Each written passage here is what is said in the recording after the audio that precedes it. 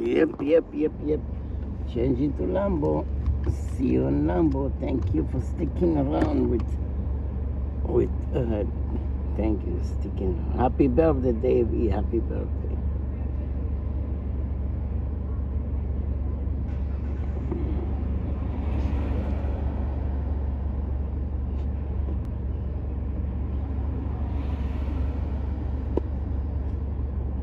In the morning and washing your face.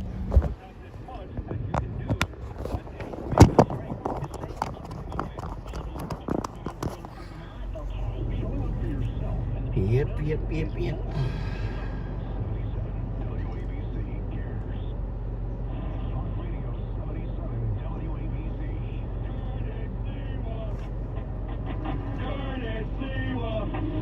Let's take Henry Hudson Parkway, South Manhattan. In 400 feet. It's a Rip and Read featuring In 300 feet. Lewa. Turn right on Kingsbridge Avenue. To the Turn Bernard right. Dirk Studios of 77 WABC and Curtis Lewa. This is the Rip and Read.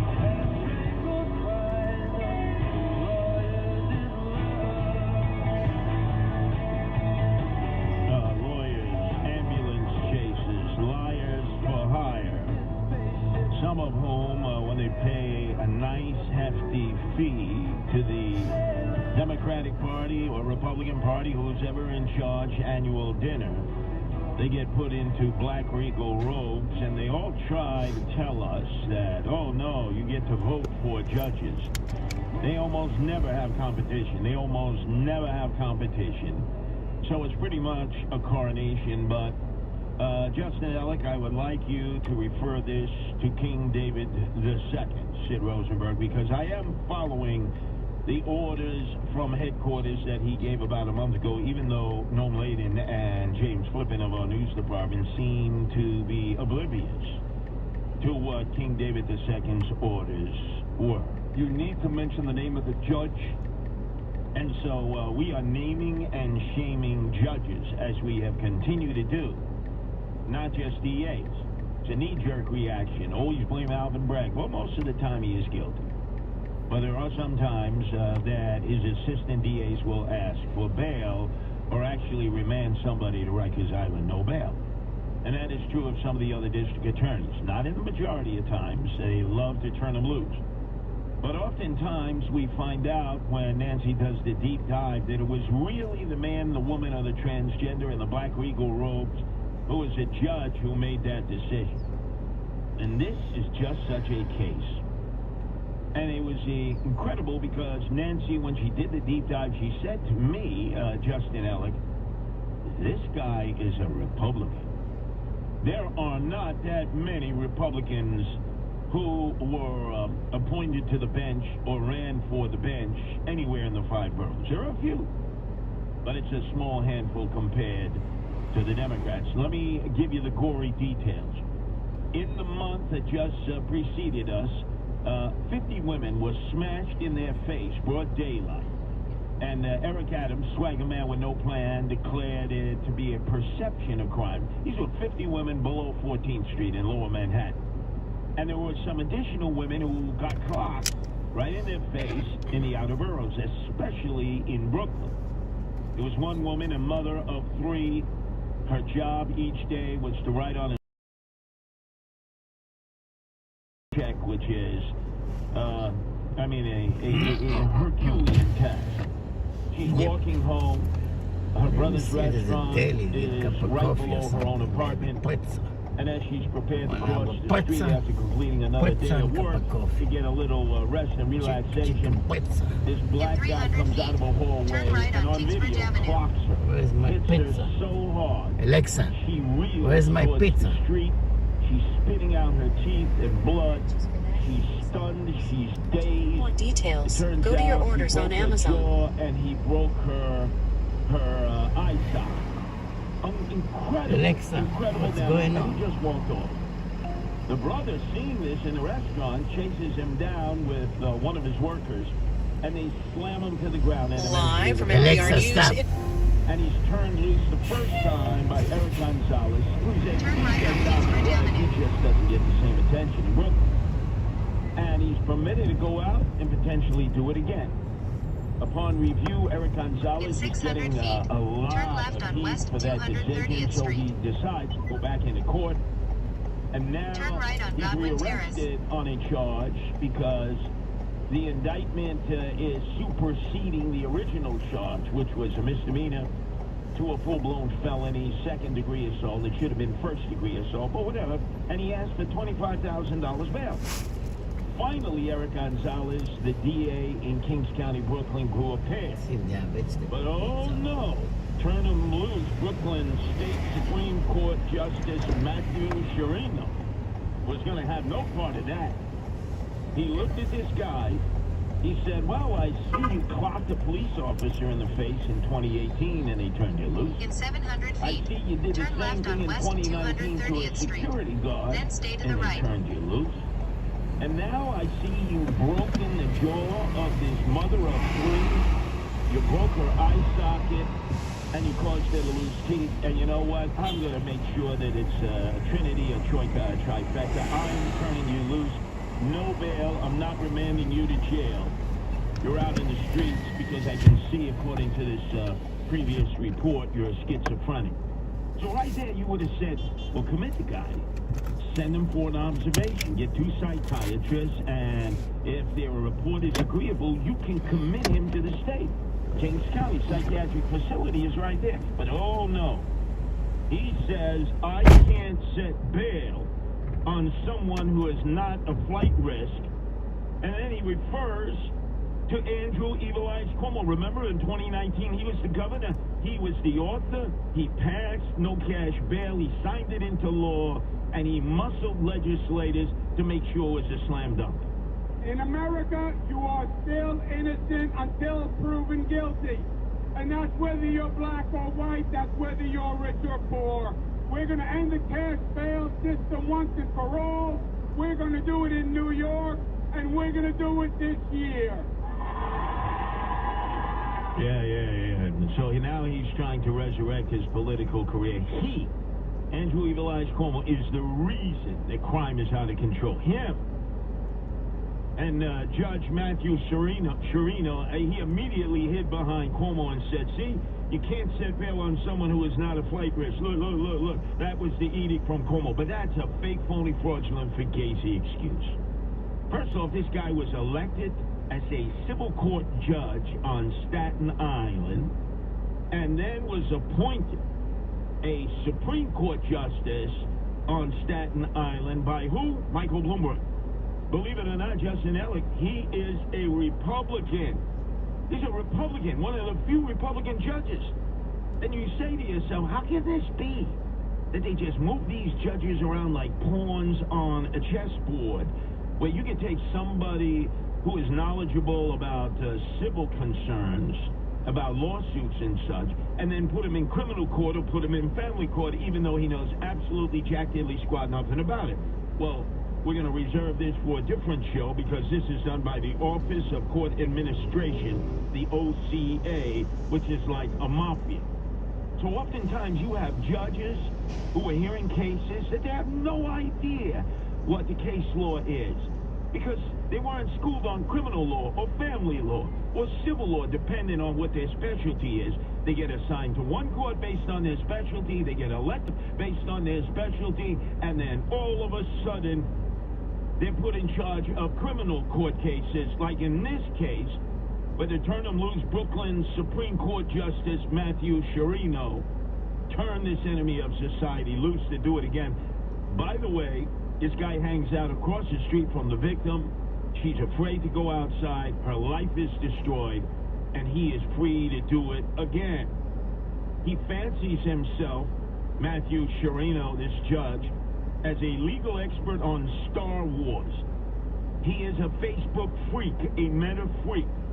If you go on his Facebook now, you'll see Chewbacca, may the force be with you. Yeah, full page on Chewbacca.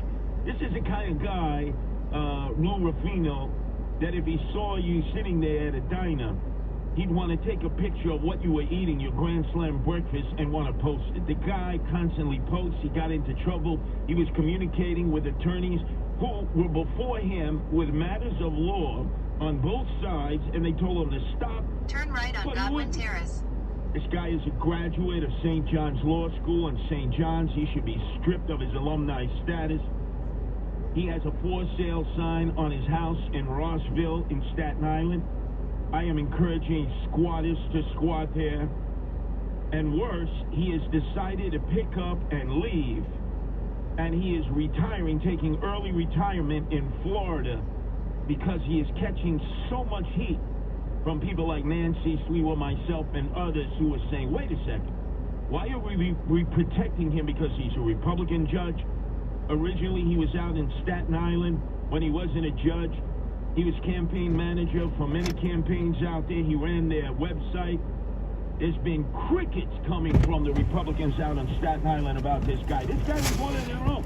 Hey, look, if you're a judge who's in favor of criminals, whether you're a Democrat or Republican, I got my job from Sid Rosenberg. Can I hear what Sid's instruction is in the morning? Let's get started. You need to Drive mention the safely. name of the judge, In 400 feet, and we are going to turn left on continue Kimberly to name Place. and shame these Then turn judges. left. So Matthew In 500 Charities, feet, turn left on I Kimberly hope you Place. choke on Then the turn Bluebird left. Special down in Florida where you're living on the broiled trout, and I hope squatters take over your house in Rossville, because you are disgraciada.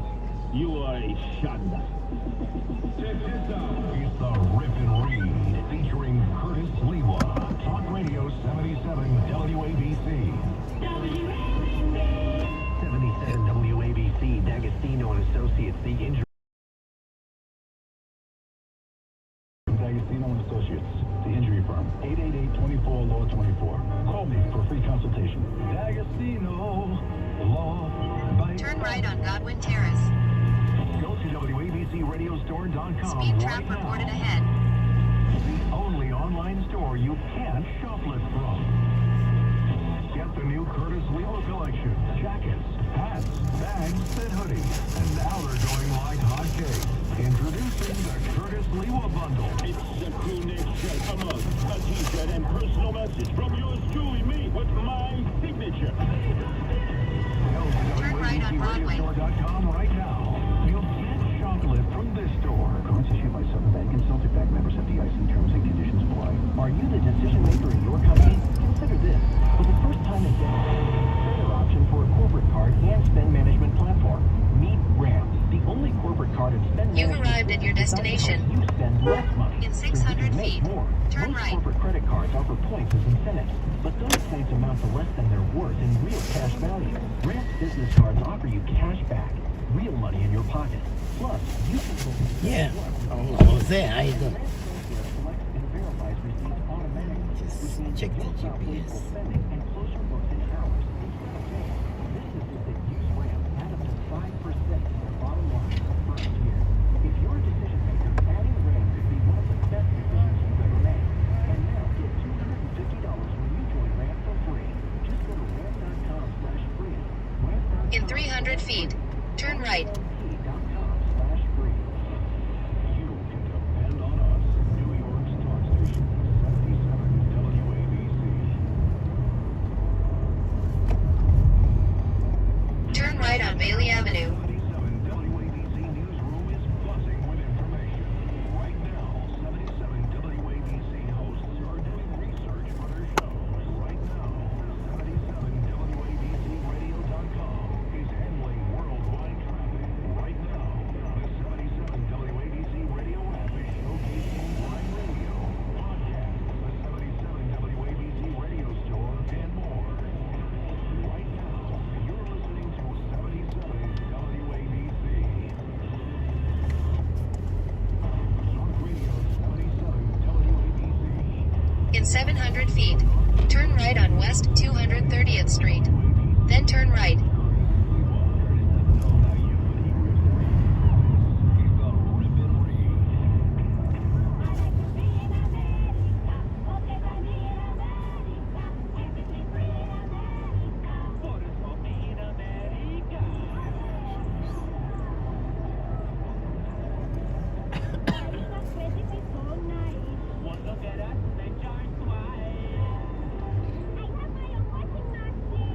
What will you have, no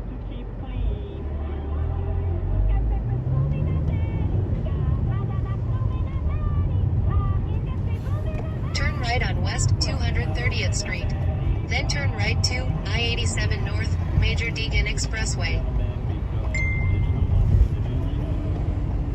Turn right to I-87 North, Major Deegan Expressway.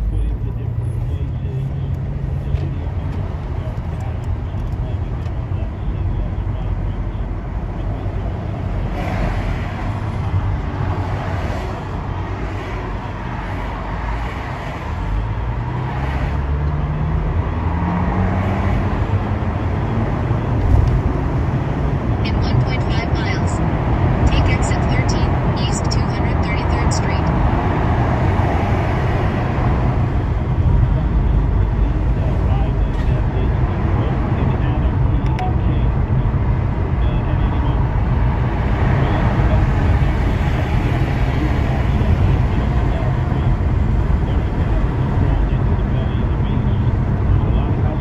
Civility, but hostility. People there were upset that he had tried to force migrants onto Staten In Island. 1 mile, Now, use that the is right the lane one to place exit that has right. repelled Then turn them right. most. Now, was shut down.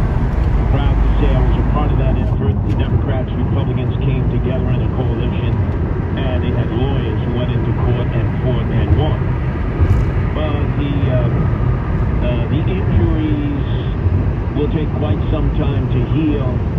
There were a lot of people who felt scorned, and boy, they turned on the mayor and they gave him hell. My question today is basically just around the migrants. I know that we call them asylum seekers, so that's fine. I will say that to be respectful. But I basically just want to know, why are they gaining so many more benefits than us? As a full-time employee, you know, especially these days, it's very difficult for me to buy groceries, for me to go and get gas, for me to just Exit even right go to exit 13, CVS east or 233rd Target and buy Street. shampoo for myself. Then use the right But lane to these turn migrants right are to given Jerome free Avenue. debit cards, free food stamps, free housing. I understand that they're struggling, but so are we. They get more than any Use American the right does lane who to turn lives right to here. Jerome Avenue. Any of them who are down on their luck, even veterans, from peacetime and wartime as we approach Memorial Day weekend.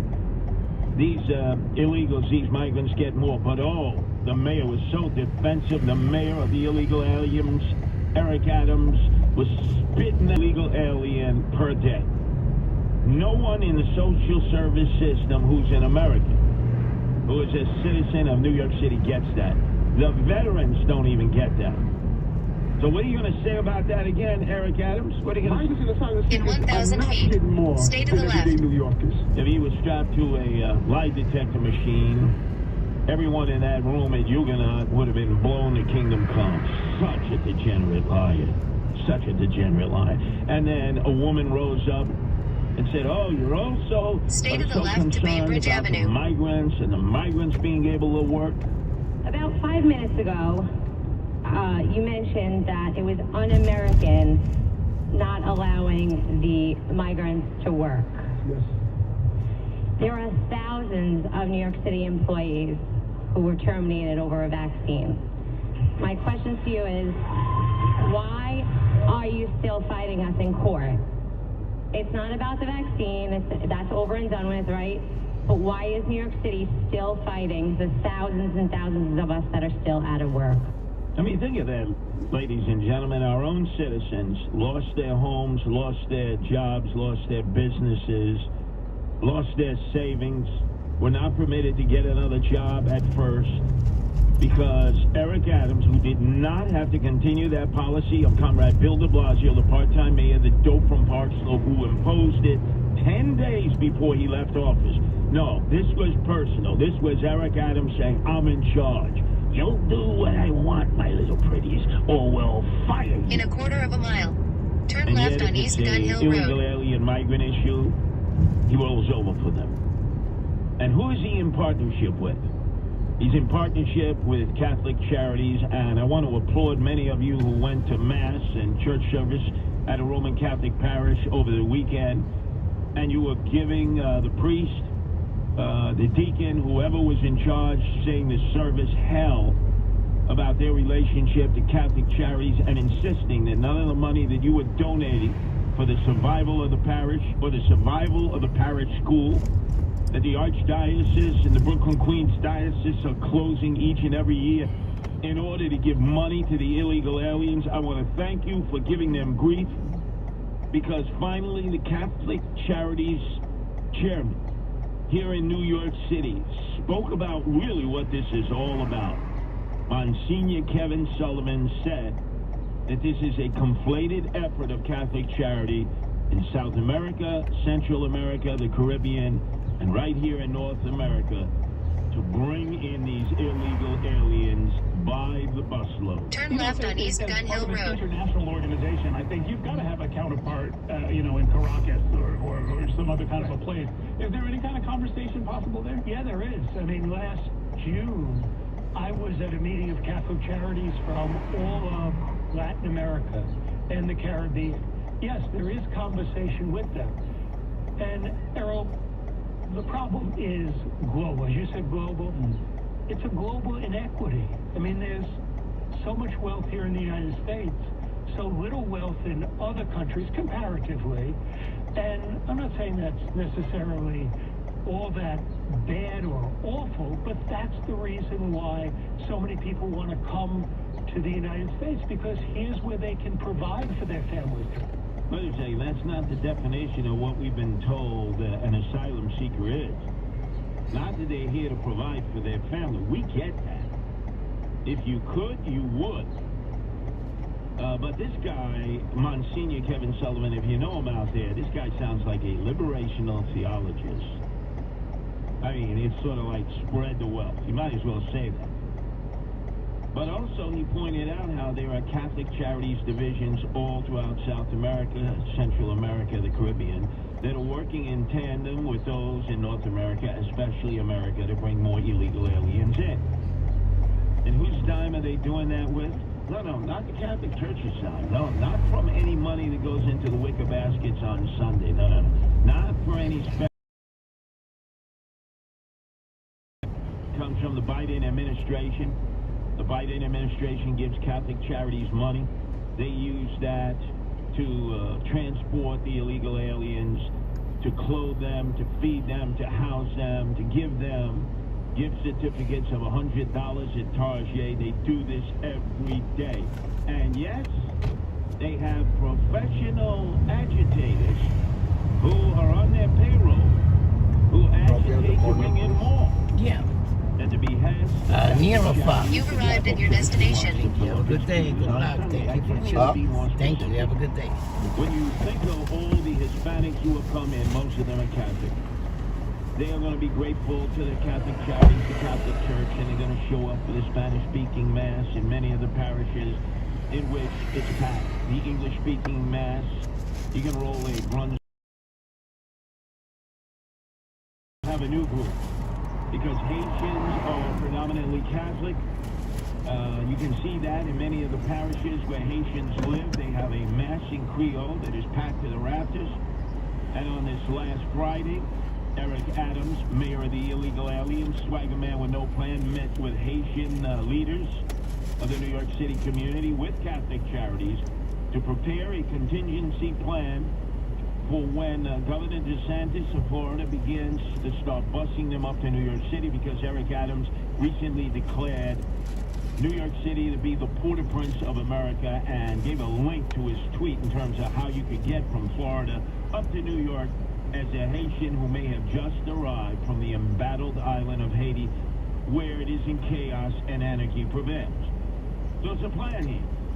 And I believe it's an extended plan, because if true what Eric Adams said last week in Staten Island, he's going to be traveling to Rome this week and meeting with the Pope. Next week I'm going to see the Pope.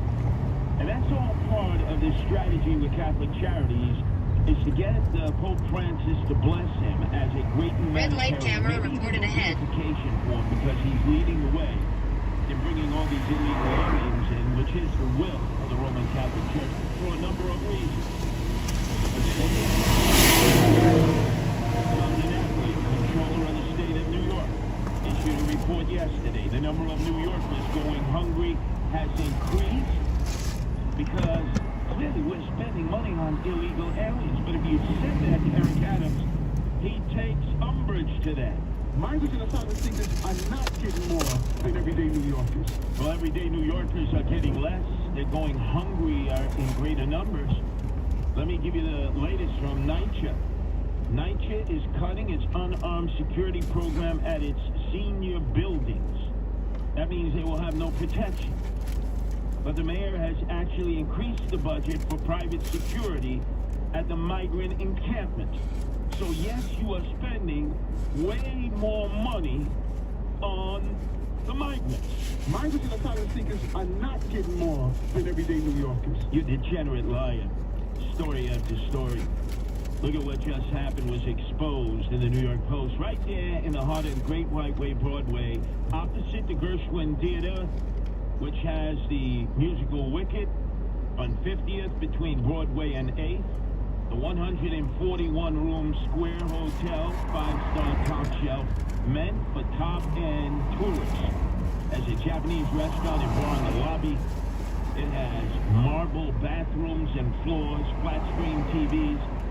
Now has the National Guard in the reception area. And it has been cleared for 100% occupancy for illegal aliens. 141 room. We are paying $387 a day for each and every migrant that is moved in there. Migrants and asylum seekers are not getting more than everyday New Yorkers. You dirty lying SOB. And then lastly, it's come to liberal progressive DSA land. Justin Ellick, I know from time to time you go over to the Burr, Williamsburg, you go over to the Wick, Bushwick, Dumbo, and of course Clinton Hill.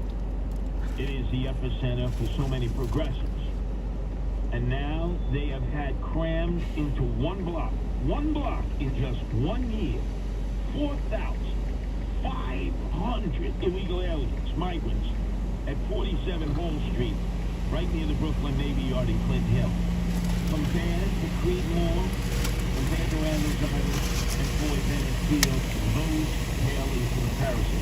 Can you imagine on one block in any neighborhood that any of you live in, whether it's an urban area, suburban area, 4,500 single able-bodied young men of military age with nothing to do, nowhere to go, to take over the park, to not go out with their children and great-grandchildren. Even the liberals and progressives are starting to get agitated. They're starting to organize. I've always said it will have to get worse before it gets better. We're on the precipice of that. And under the cover of the news, focus being all demonstrations, all students praising Hezbollah, Hamas, all the time, you're failing to realize that the invasion continues. This is the real threat. And at least you know here on the Rip and Read, we're doing the deep dive. Nancy will join me tomorrow and tell you how much money this is costing you and how many companies are making money hand over fist in what is not human sex trade, but human trade in order to make money. So that Eric Adams, swagger man with no plans, can issue no big contracts and then issue kickbacks to all of his cronies. It's the Rip and Read. Featuring Curtis Lewa. Talk Radio 77 WABC. Attention, if you have Medicaid and live in New York and need assistance with daily living, you can receive a 100% free service and get help in the comfort of your own home by a loved one. Call Freedom Care now so you can receive daily help preparing meals, bathing, doing laundry, receiving transportation, and more. All done by a family member or friend that gets paid to be your caregiver. You get to decide who provides your care, and your caregiver gets paid instantly after their shift. It's all funded by Medicaid, so it's 100% free to you. Call in the next 10 minutes to see if you qualify. The Freedom Care family will explain the process, making it stress-free for patients and caregivers. Freedom Care is #1 in New York and has received over 4,000 five-star reviews. They've been helping families for years. This service is 100% free to you through Medicaid. So call right now and see how In fast 600 you can feet, get started with turn Freedom left Care. on East 211th Street. 447-2106. 516-447-2106. In 2024, you get more at Ramsey Mazda. More selection, over 750 new vehicles available. In 600 feet, use the right lane to turn right. Like a new 20 2024 Mazda CX-5, starting at Turn just right on Bainbridge Avenue. Or the Mazda CX-30, starting at just $25,745. Or drive the all-new 2024 Mazda CX-90, starting at just $38,274, with third-row seating and expansive cargo space. The Mazda CX-90 is the SUV that gives you more in 2024. Ramsey Mazda is the proud recipient of the 2023 President's Club Award and the 2024 Cars.com Consumer Satisfaction Award. Visit RamseyMazda.com and let them make shopping for your new Mazda fast, easy, and convenient with their modern state-of-the-art showroom on Route 17 North in scenic Ramsey, New Jersey. Get more in 2024 in a new Mazda from Ramsey Mazda. Choose wisely. Choose Ramsey Mazda. Listen to this podcast now on the Red Apple Podcast Network. The Andrew Giuliani Show. This week we have a very, very special guest, somebody whom I got to work with in the Trump White House, but just recently opened the first autism museum in the United States, the first White House staffer to be on the spectrum, my friend Xavier DeGroat. Let's say Donald Trump is up in the polls. If you get the call to come You've back arrived in, at your destination. Are you coming back in? What is your plan? I would certainly take the position as come back in for Ambassador, Autism Council Advisor to the President, and I would still live up here in Michigan because I never want to give up my own state and help people out, because autism has become the fastest growing developmental disability of all neurological conditions, as well as something I think that can benefit other variety of disorders. Download all of Red Apple. Yeah. How you doing? Genesis. Let's go.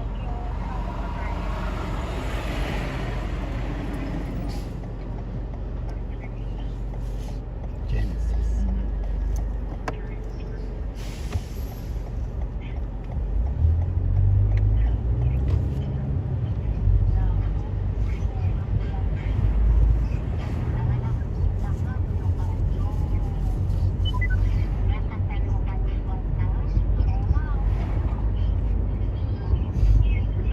Emergency vehicle reported ahead. In a quarter of a mile, turn left on East Gun Hill Road.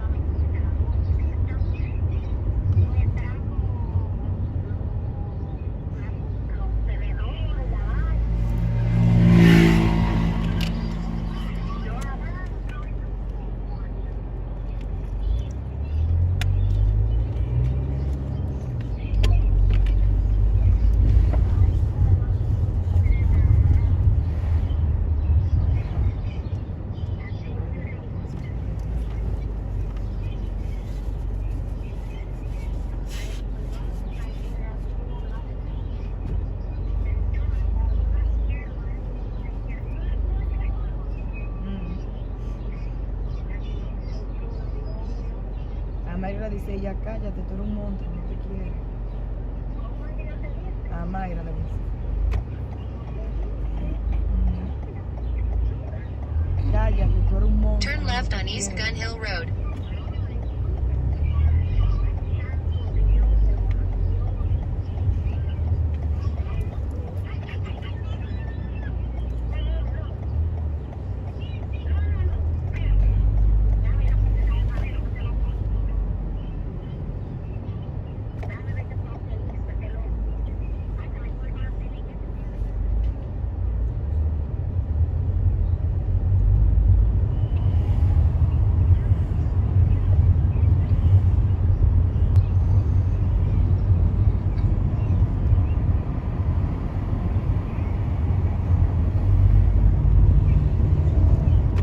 In a quarter of a mile, turn left on Webster Avenue.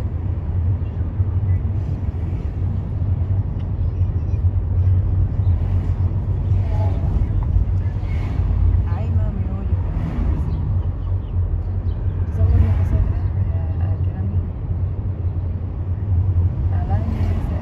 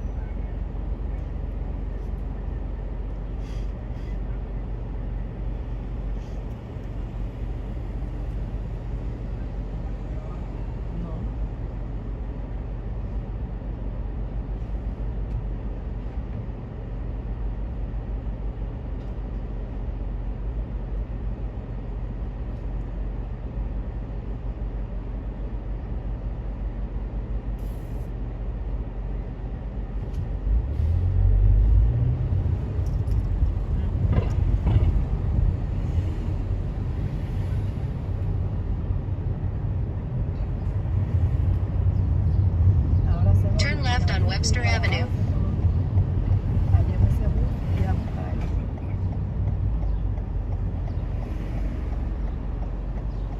No sé, parece que está aquí a donde lo tenía.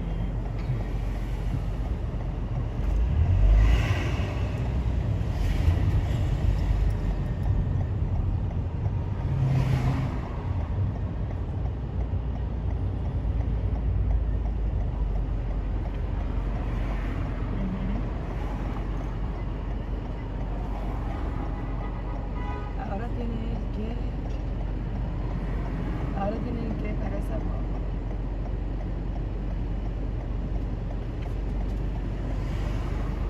Sí, él no tiene carro.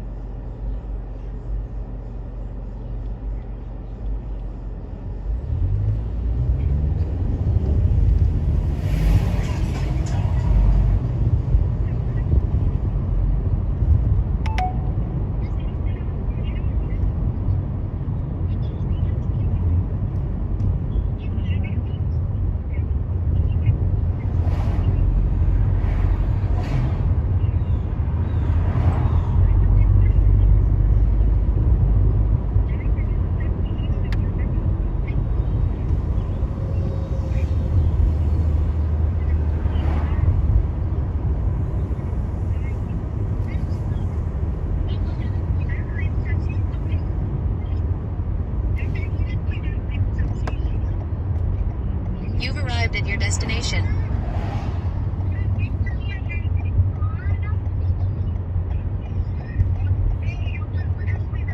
You've been here before? Yeah.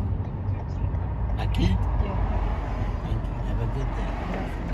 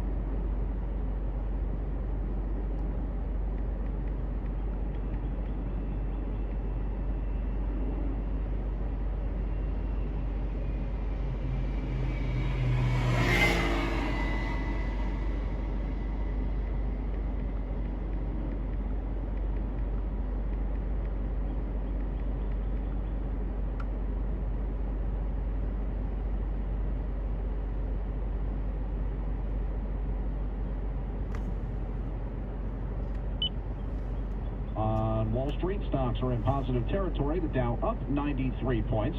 And for the Ramsey Mazda Weather Desk, a slight chance of showers today, especially between 2 and 5 this afternoon. Otherwise cloudy with a high near 69. WABC News Time 106, Greg Kelly next. 64 and overcast in Midtown.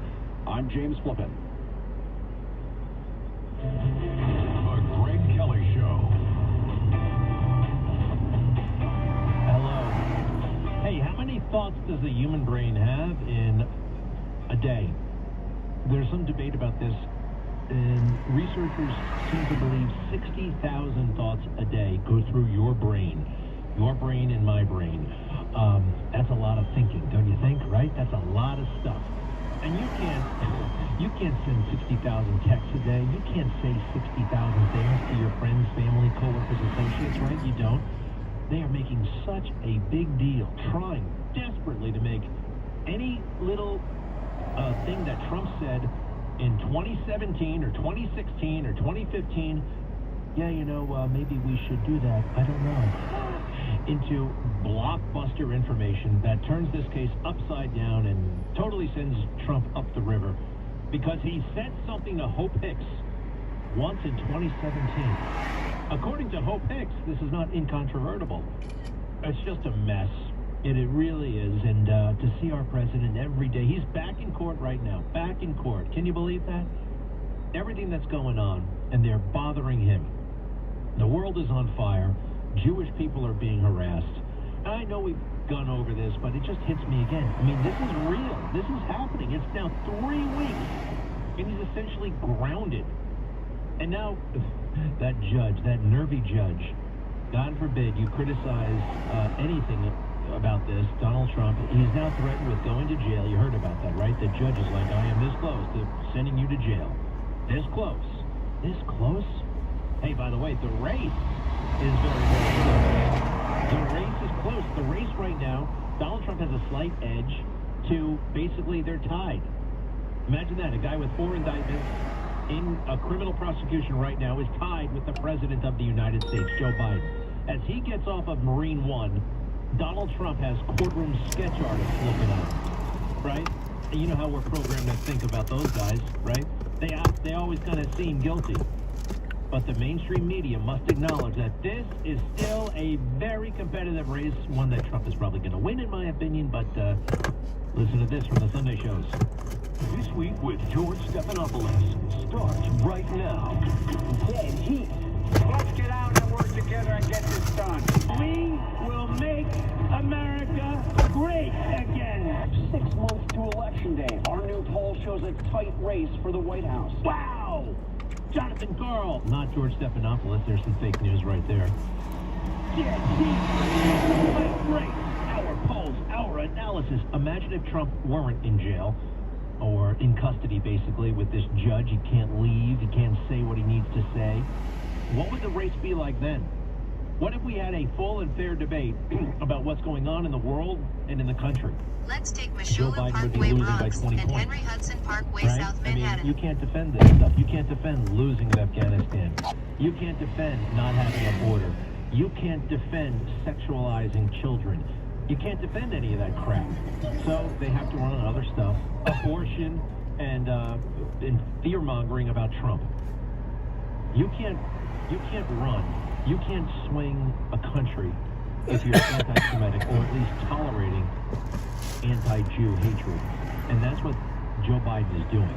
You know, they're always saying that Donald Trump is sending a dog whistle to racists. It's a dog whistle. I've never known Donald Trump to hint that much of anything, right? He just lets you have it. Boom, boom, boom, boom, boom. When Joe Biden just weekly came out, I think it was Friday, anti-Semitism. But we got to protect the Arabs and Palestinians, right? We can't have any of that Islamophobia. What Islamophobia? I'm annoyed with Islam, but I'm not fearful. There is Islamophobia. Where is that happening? Anyway, a couple of little things. Just remember this again. It's indefensible what Joe Biden has. Indefensible. No border, chaos in the world, sexualizing children, inflation going crazy. He wants to tax everybody. He blows off the Supreme Court. Talk about a guy who's not for the rule of law. He's in contempt of the Supreme Court. Remember when he was yelling and screaming at them? All the justices right there at the State of the Union. So a couple of little things from the trial that actually should be very, very big things. Number one, I kind of put it together. Turn left on East Trump is charged with 233rd falsifying Street. business records, and that these checks were really for something else, and they needed to be reflected as such in the records. Well, business records of or relating to a business. I'm looking at the check that Donald Trump wrote to Michael Cohen. And you know what this is not? It's not a business check.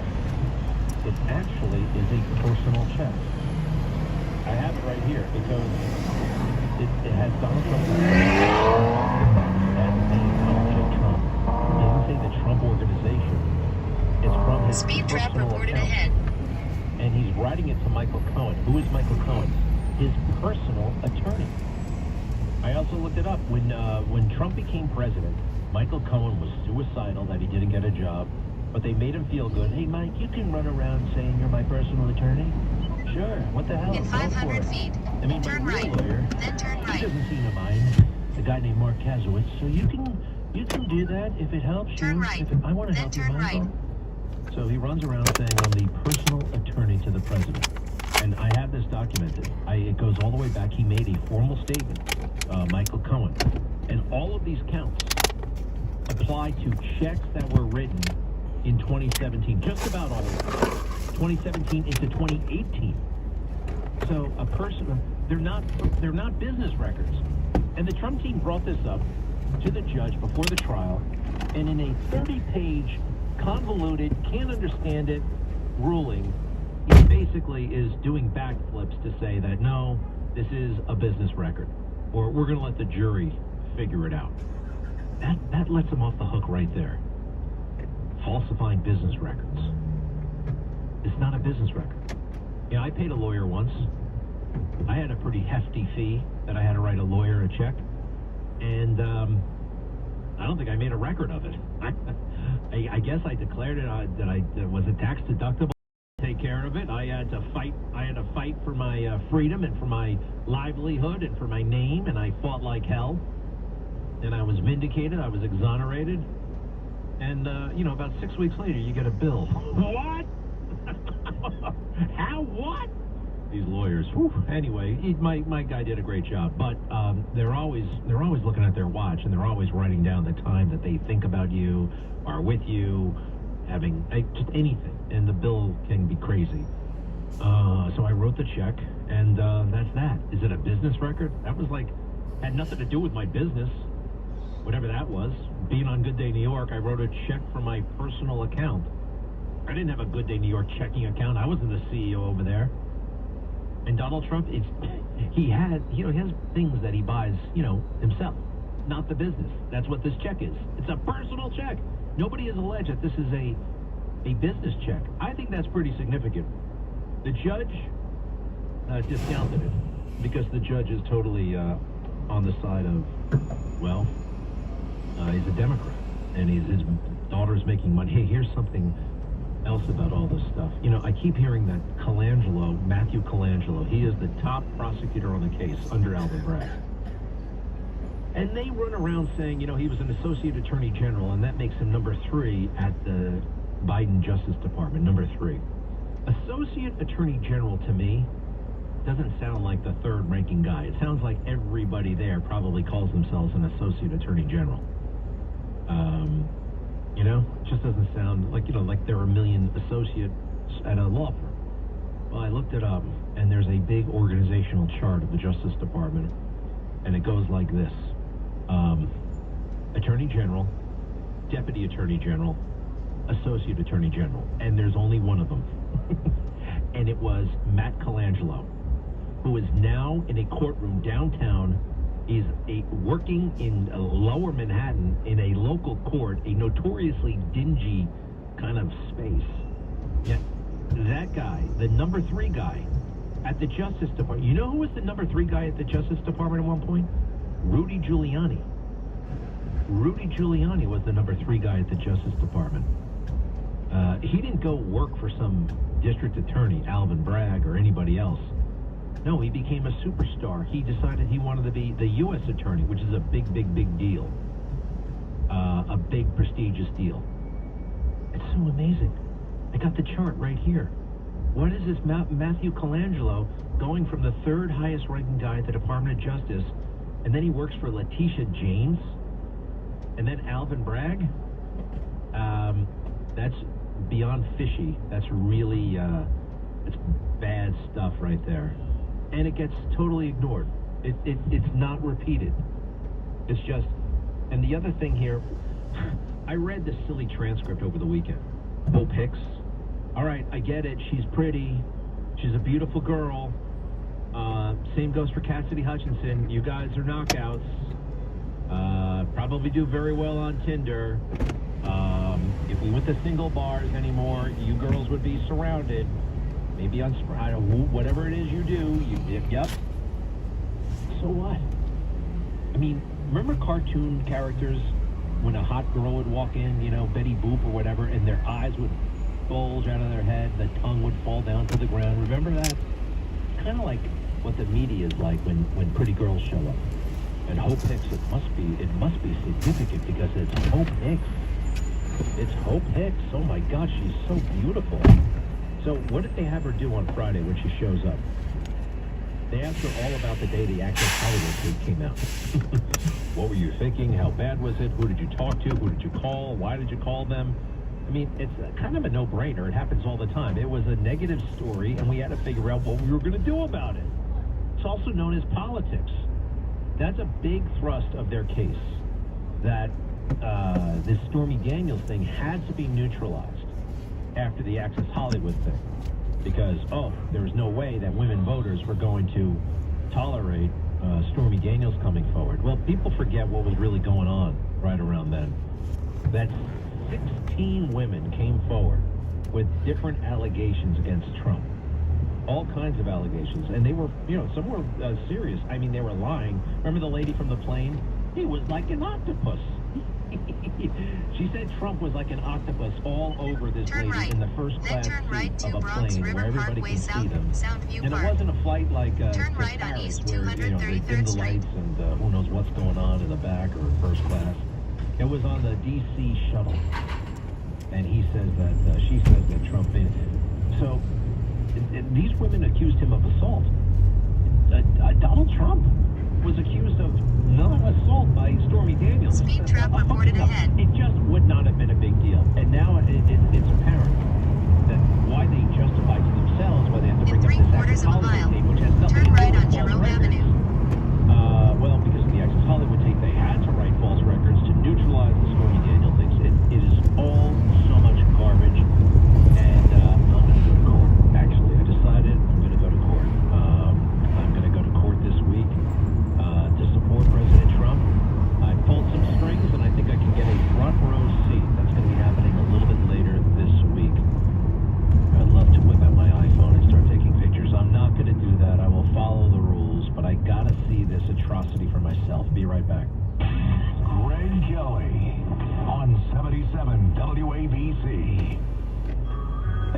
It's Ted from Consumer Cellular. You know, it's obviously a big mistake, but you go on with Margaret Brennan and do this, I'm not going to talk about which world leaders I meet. Or headaches. Susan talks about in the book, and with her story, her trauma, symptoms kind of manifest into insomnia and headache that was not going away. I know we don't have a lot of time to talk about, you know, what people can do when they're experiencing those sort of physical embodiments of trauma.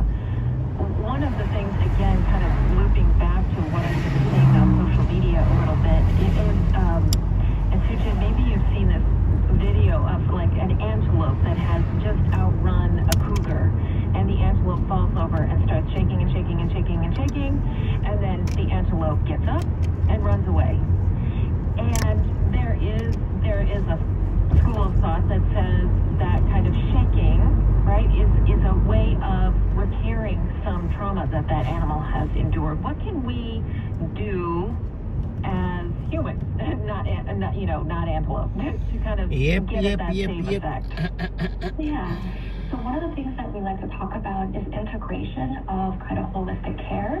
And this is a phenomenon that we're seeing that is newly also being introduced in psychology and trauma healing.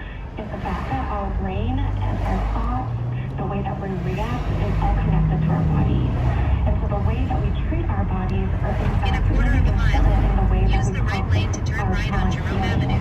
And one of the things that is even more important that we're noticing in our own community of Asian Americans that are also trying to resolve issues of intergenerational trauma and racial trauma specifically is related to a collectiveness too, because we're going all the way back to that sense of belonging again, right? And so yes, we can take care of our bodies, and we describe a lot of different mindfulness and grounding Then use either exercises lane in to the stay book to the to be left, able to support I-87 doing that. South, There's a Major lot of Deegan breathing Expressway exercises toward that can Manhattan, help us do Queens. that as well.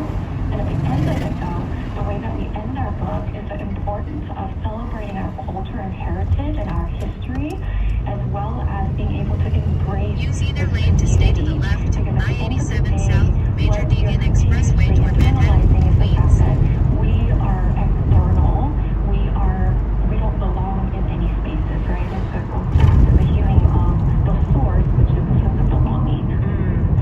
So I'm wondering if we are talking about terms, if we can talk about trigger. There's another word that gets thrown around a lot. I was triggered by this, I was triggered by that. So how do you define that in the book?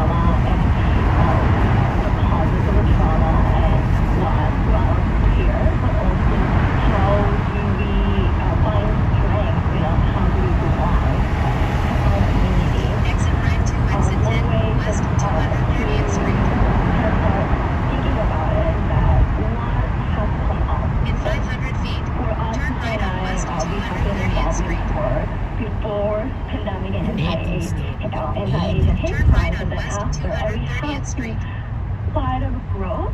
There's a lot of new organizations, a lot more allies, a lot more education that are available that wasn't before the anti-Asian hate crime, which is unfortunate, but we want to recognize that people did come together. People did brought resources together, and there are a lot more resources if you're looking for that can help you sense of education, community, and empowerment, that those voices are not going to go anywhere. So I'm wondering if we're talking specifically here about the Asian American community, and Sujin, you mentioned this at the beginning, the model minority myth, and how that affects mental health for people in the community. I'm wondering if you can just, first of all, for people who don't know, tell us what that is, and then how that manifests itself. Yeah. So the model minority myth, it comes from a very historical lens, actually. But it's the idea that we Asian Americans have to be on this pole of being good citizens of American. And so the model minority myth has this idea that Asian Americans are good at math, as an example, and also the method, that they are successful, that they are shy even, also that they're not outspoken. And it came from a lot of external, of course, societal, but also internally as well. Historically, it was a way for Asian Americans to try to survive through the war of racism that was existing and continues to exist in the United States. And so it's the strive to be able to get to the top of the hierarchy of the race, and how do we survive that, right? And it's to be able to abide by what looks like we or to get to those.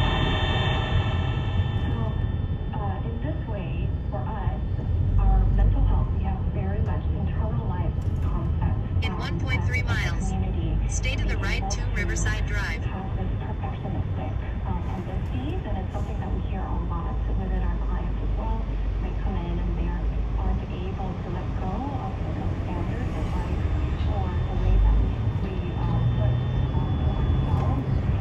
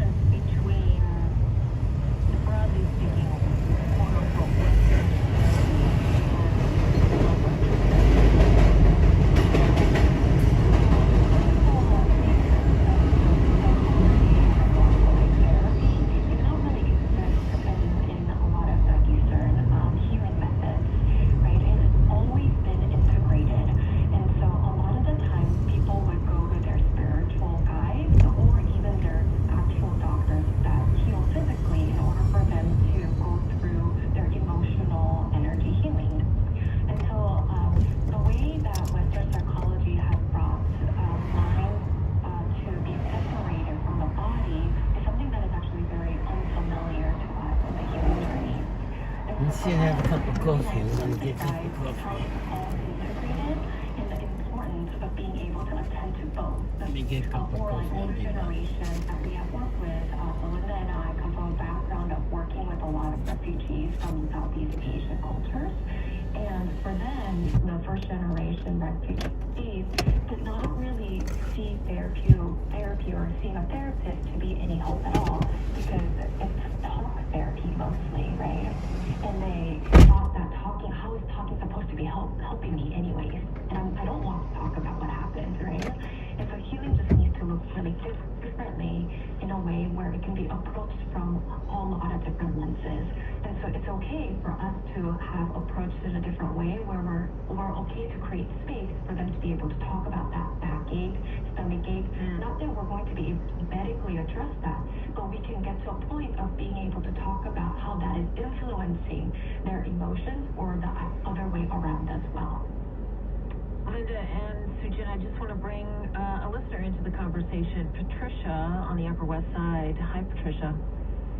Hi, thank you so much for taking my call, and I would like to express my appreciation to your guests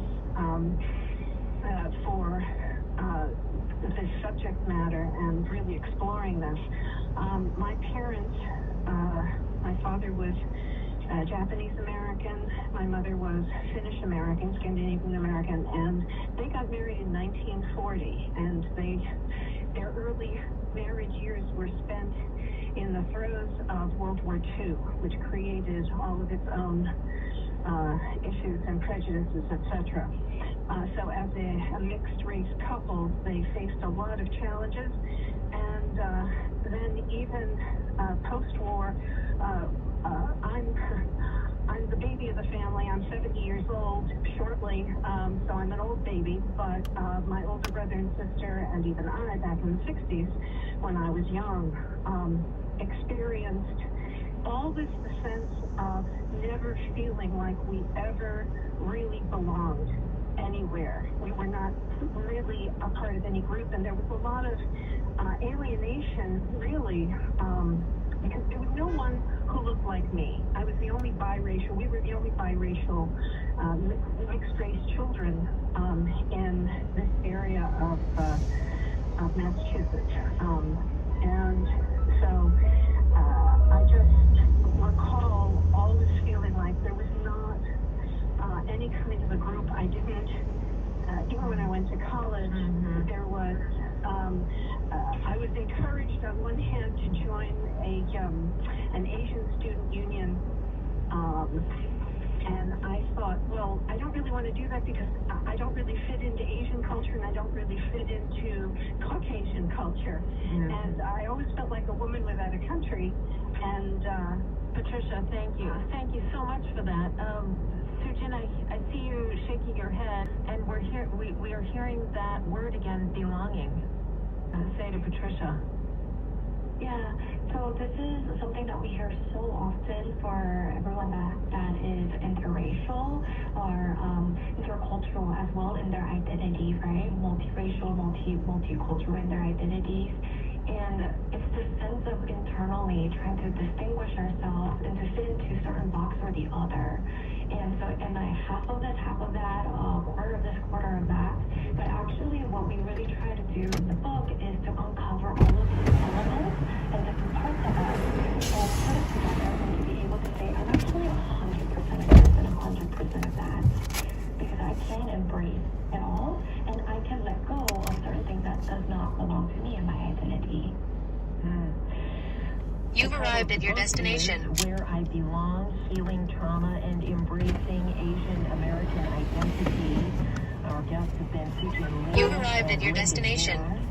Thank you, Linda. Thanks again. You've arrived at your destination.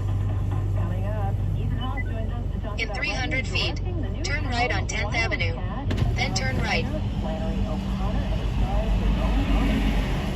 Ethan Haas, stay with us. It's all of it here on WNYC. WNYC supporters include City Harvest, who are all around the neighbors, doing $77 million of nutritious food and air for New Yorkers in need, transforming surplus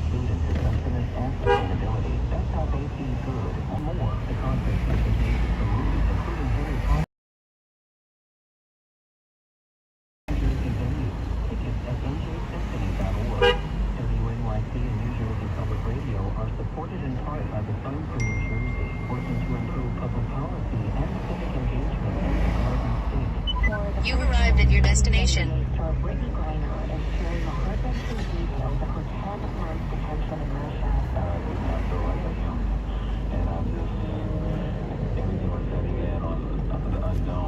new memoir recounts what happened and what ultimately saved her.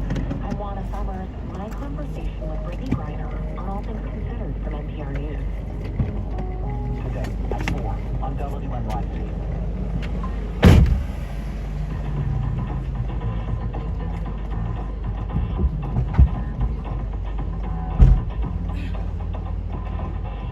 This is all of it. I'm Tiffany Ham. Her insightful, bizarre, and disturbing short stories are Turn right, then turn right on 10th Avenue. to be finding on the new book. So Flannery, played by Maya Hobbs, heads south. Gonna follow the GPS. Then turn right on 10th Avenue. In 600 feet, turn left on Isham Street. You can just go straight to Academy if you want. Okay, And then turn down this way. Okay, you talk. Please use your seatbelt for your safety. Turn left on Isham Street. Story that leads them into this biopic or biopic, I don't know, biopic, Ethan? Biopic, casting Maya, and also casting many as her mother.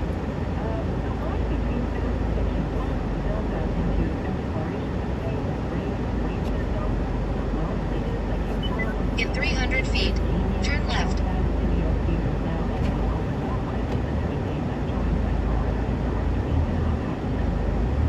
Turn left on West 207th Street.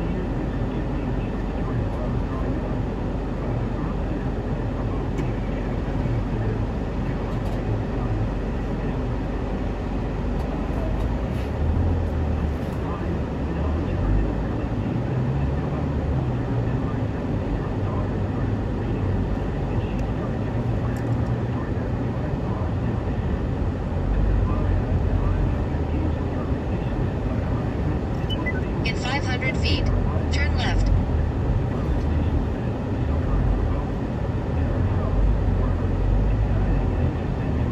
Turn left on West 204th Street.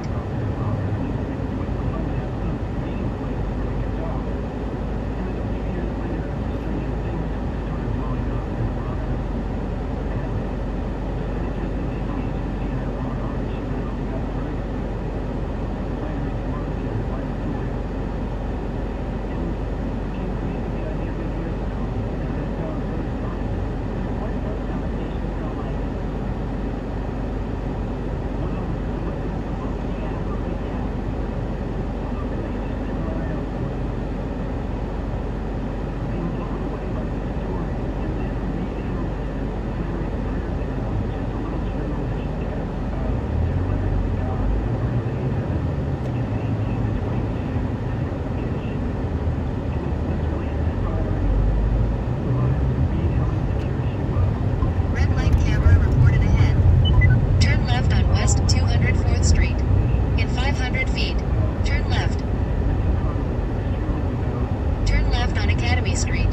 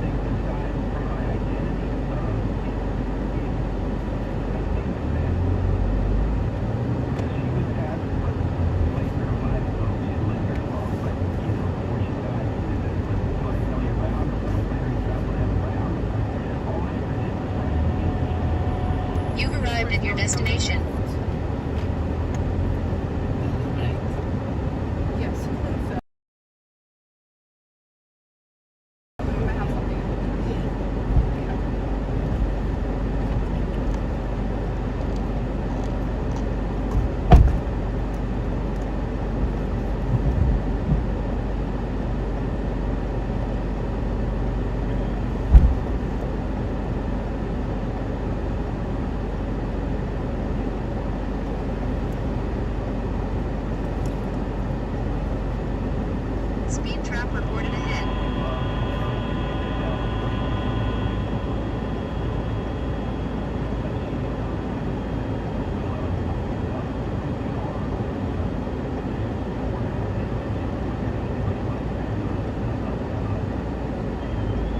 Speed trap reported ahead.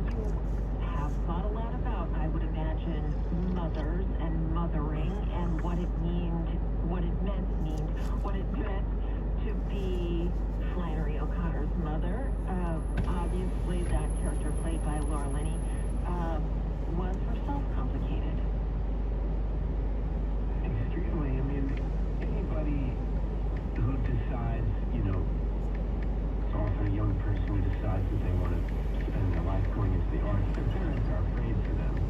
There's a lot of, we hear a lot of noise about celebrated artists, but the vast majority of people that dedicate their life to this profession are completely different. It's very difficult to make a living, and as a parent, it's terrifying. And I think that the idea, I went through this a lot as a young person. Anytime you want to make an experimental movie or do something weird or try to carve your own space, your parents are just terrified for you. You're embarrassing yourself. It's not like bad reviews and dismissals and things like that. It doesn't hurt their love for you. Obviously, they love you. Parents always want their children to be spared pain, right? But unfortunately, for all of us, pain is how we grow, and it's okay. And, for Flannery O'Connor, she was desperate to get out of Milledgeville, Georgia. This is a woman who was born and raised and fed and watered in the Jim Crow South. It was a very difficult and ugly time in American history.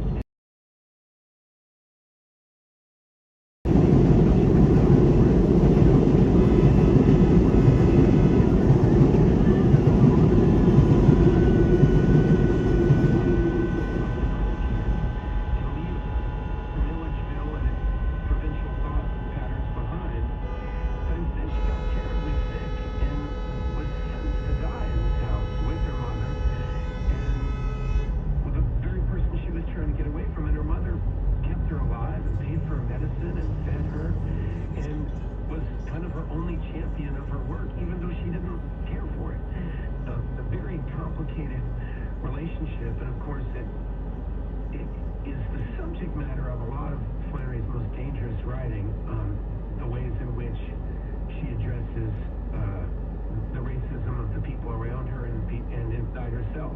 Yeah. As Alice Walker said, that what she liked about it is there's not a hint of magnolia in the air in those white women. She never wrote about what it was like to be oppressed. She wrote about hypocrisy that she lived in and saw. But she's a very, this is a complicated time in our national history. She lived 3 miles from Alice Walker, two of the greatest minds in American fiction, and they never met. I mean, that's our country. Well, the film doesn't really shy away from some of the more prejudiced aspects of her work. I'm curious how the conversations went with your co-writer when you were just talking about how to approach the very subject you're talking about. Well, his name is Shelby Gaines, and he is a great mind and is a discerning human being that I love to work with. And we just asked ourselves about whether this conversation is worth having. That you can't really tell stories about America's past without running into America's crimes and America's wounds. And they're uncomfortable to talk about, but I find not doing it much worse, in that shining light and looking at these things. I did this movie, The Good Lord Bird, which was written by James McBride, who's one of our finest novelists, and I played John Brown, who, that story takes you deep into the America's wounds, and he said this brilliant thing to me once about making sure when we cast the racist characters to cast people that I love and people that I respect. Because when you see racists in film and they have horns in their head, you're kind of subconsciously telling the audience that racism isn't real, because human beings don't have horns. You're not seeing recognizable people, whereas systemic racism is so much more insidious than that they're people who take care of their daughters and work hard to be a good person and are racist. And that was the challenge that Laura had to play. And this is Flannery's mom, who in many ways is a wonderful mother, paying her bills and all that stuff.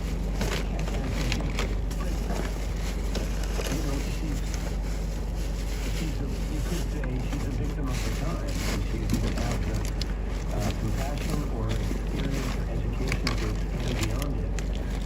One of my favorite lines I like is we're all born on the staircase. You can see a little bit down the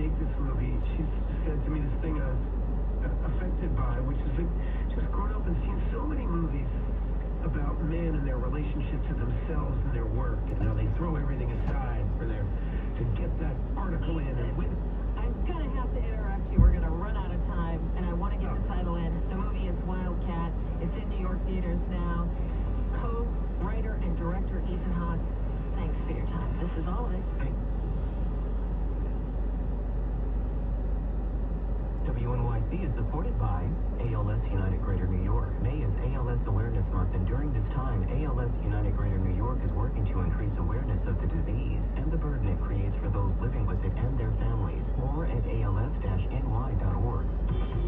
On the next May May show, our climate story of the week starts in Queens, where stormwater leads to stagnant water, which leads to mosquitoes and West Nile virus. It's a climate justice story where the effects of the warming climate are felt unevenly.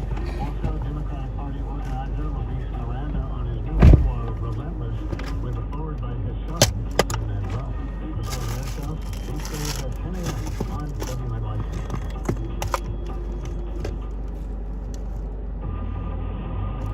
This is WNYC, FM, HD, and AM New York. For WHYY in Philadelphia, I'm Tanya Mosley with Fresh Air. Today, the intelligence of plants. Climate journalist Zoe Schlanger explains the fascinating science behind how plants learn, communicate, and even adapt to survive. How they store memories, trick animals into not eating them, and even send alarm calls to other plants. Schlanger traveled around the world to explore the work of botanical researchers. And now when I go into a park, I feel totally surrounded by little aliens. I know that there is immense plant drama happening all over the place around me. Her new book is called The Light Eaters, How the Unseen World of Plant Intelligence Offers a New Understanding of Life on Earth. And TV critic David Bean fully reviews the new Netflix series A Man in Full. Let's take Henry Hudson Parkway South, 12th Avenue, Manhattan. In 300 feet, turn right on Dyckman Street. First news. Live from NPR News in Washington, I'm Lakshmi Singh. Hamas is expecting a proposed ceasefire with Israel under terms laid out by the Syrian party.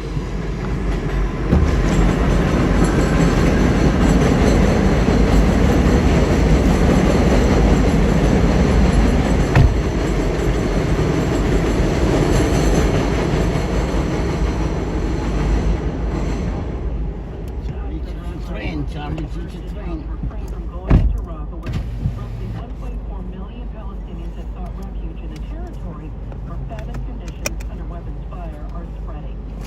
Across Israel today, sirens blared. This is Holocaust Remembrance Day. NPR's Lawrence Fair reports from Tel Aviv that Prime Minister Benjamin Netanyahu used his speeches at Holocaust memorial events to defend his plans to attack Rafah in southern Gaza.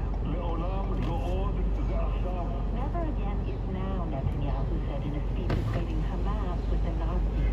Standing in the Yad Vashem Holocaust Memorial in Jerusalem, Netanyahu also criticized the International Criminal Court, which he said he believes may be preparing an arrest warrant against him.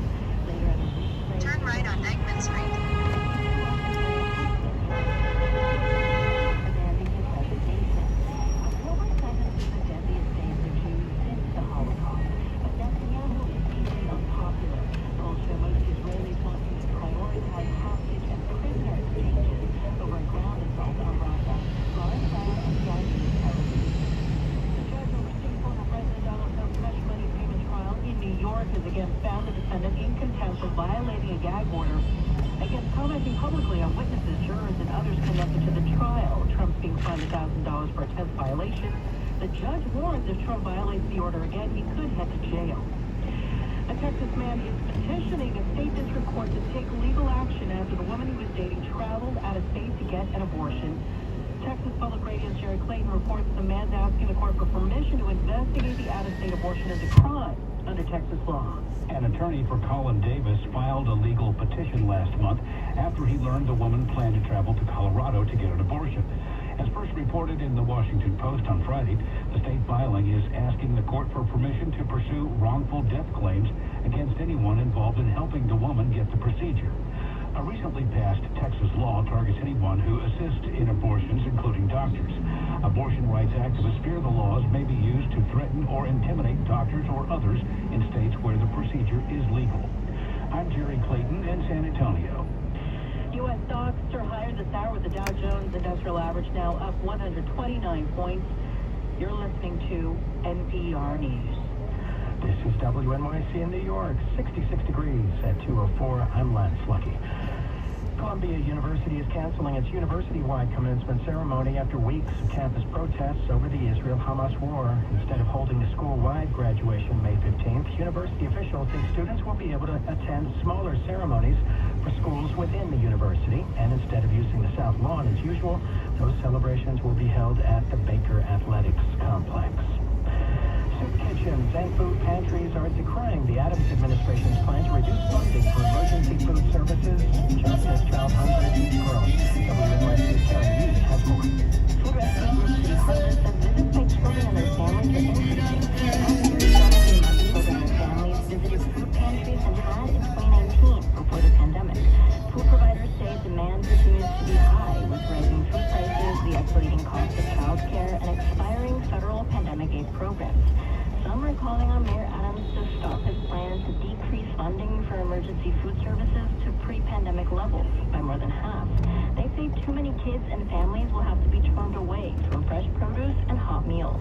Food providers like City Harvest testified before a city council hearing this morning to demand more funding.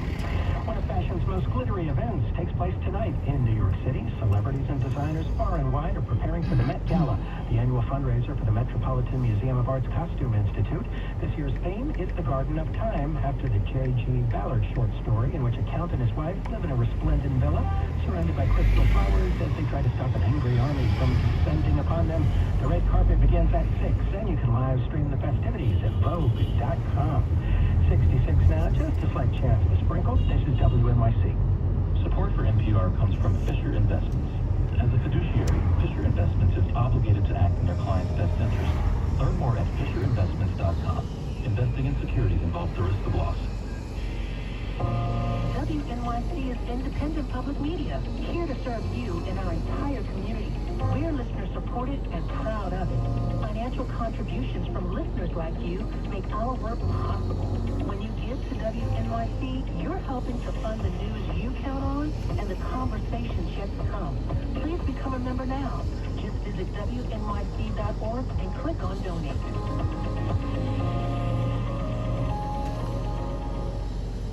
This is Fresh Air. I'm Tanya Mosley. Back in the 70s, there were these questionable experiments that claimed to prove that plants could behave like humans, that they had feelings or could respond to music, or even take a polygraph test. Now, most of those claims have since been debunked, but a new wave of research suggests that plants are indeed intelligent in complex ways that challenge our very understanding of agency and use the left lane to exit to New York 9A South toward Battery Park. Journalist Zoe Schlanger called The Light Eaters, how the unseen world of plant intelligence offers a new understanding of life on Earth. In the book, Schlanger explores how plants do indeed communicate with each other, see and recognize other plants, store memories, and even learn. Schlanger traveled around the world to explore the work of botanical researchers to understand the debate among them on how to interpret the latest findings, which are sometimes at odds with our conception of what a plant actually is. Zoe Schlanger is a staff reporter at The Atlantic, where she covers climate change. She also writes the newsletter, The Weekly Planet, which tells the story of life on a changing planet. Her work has appeared in various publications, including the New York Times and the New York Review of Books. Zoe Schlanger, welcome to Fresh Air. It's wonderful to be with you. I really enjoyed this book, very fascinating. And you know, from the moment I started to read it, I was thinking about how plant intelligence has been for such a long time a highly contested idea, especially after some of that debunked research from the 70s. What made you say to yourself, I've got to pick up this field of study and explore this new science behind this idea of plant intelligence? Yeah, so as you said, I cover climate change. Exit left to New York 9A South toward Battery Park. Really burnt out. I'm sure as anyone can relate to, climate is a harrowing subject. And my editor realized that I needed a bit of a change, and he's just like, go find something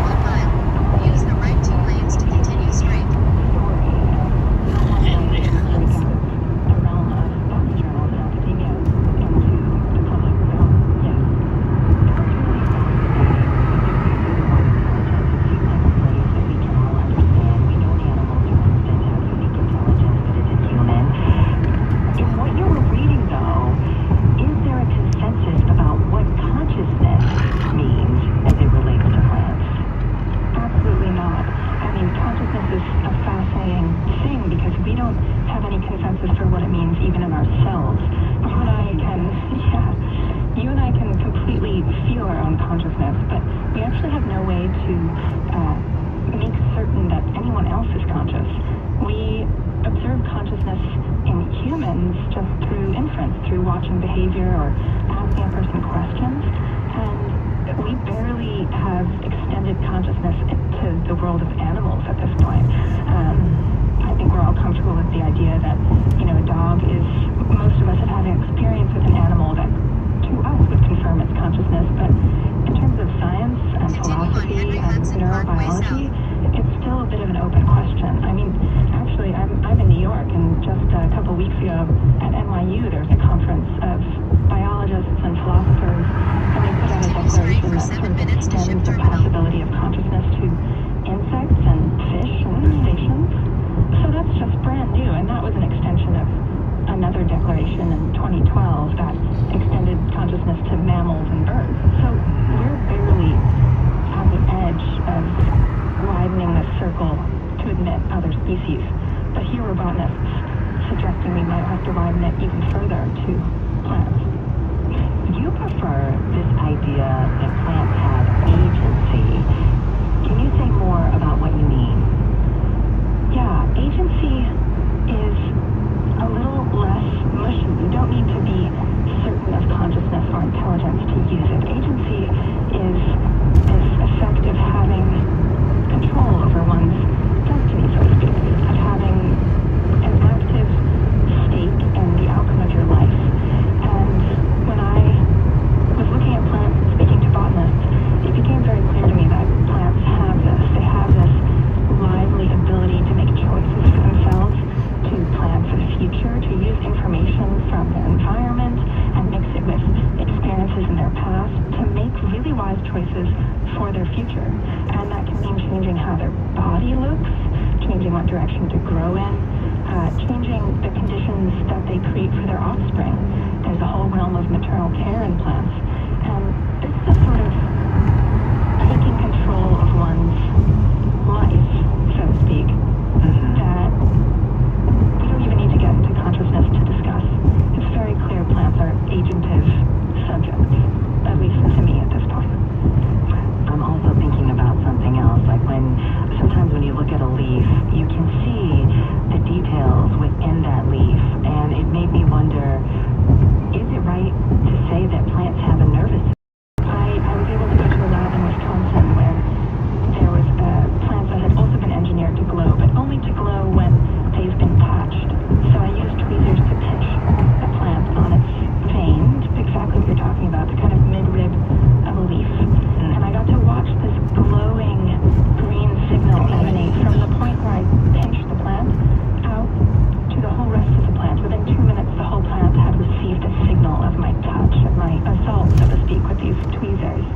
And research like that is leading people within the plant sciences, but also people who work on neurobiology in people, to question whether or not it's time to expand the notion of a nervous system. Maybe we need to imagine a nervous system as something that evolved multiple times throughout multiple taxa of life, like many other things. Flight evolved many times in birds and bats and other creatures. Eyeballs evolved many times separately. And maybe a nervous system did too. Maybe it's more fundamental to life than we've known before. Thinking about this plant responding to your tweezers, though, also makes me wonder, what have scientists found regarding plants' ability to feel?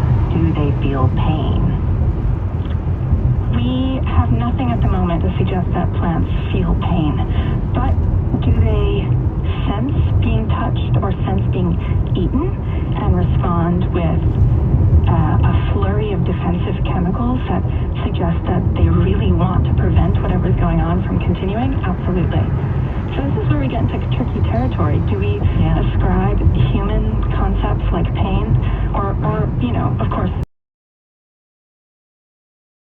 to a plant, even though it has no brain, and we can't ask it if it feels pain? We have not found pain receptors in a plant.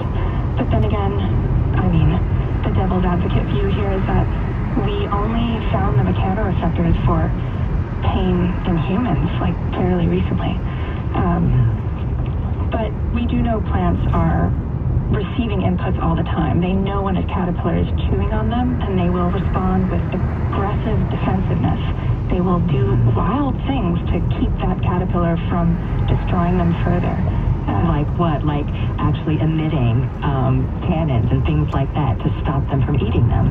Exactly. The defenses are spectacular and precise and actually kind of cruel in some cases. Tomato plants have been found to encourage caterpillars towards cannibalism when they're eating their leaves.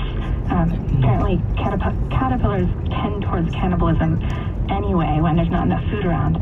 But the plants will fill their leaves with something that makes them so unappetizing that caterpillars will look up from their leaves and start eating each other instead. Another example that absolutely blows my mind is that corn plants will sample the saliva from a caterpillar that's eating it, and then it will know what species that caterpillar is, or at least know what species of wasp it needs to summon to come parasitize the caterpillar. So it'll emit this volatile chemical that floats on the air, and it will summon the exact parasitic wasp that wants to come inject its eggs in the caterpillar. The larva hatch and then eat the caterpillar from the inside, and that takes care of the caterpillar for the plant. You touched on, of course, plants don't have a brain, but you also wonder at the same time, what if the plant itself is just one big brain? Explain this to me.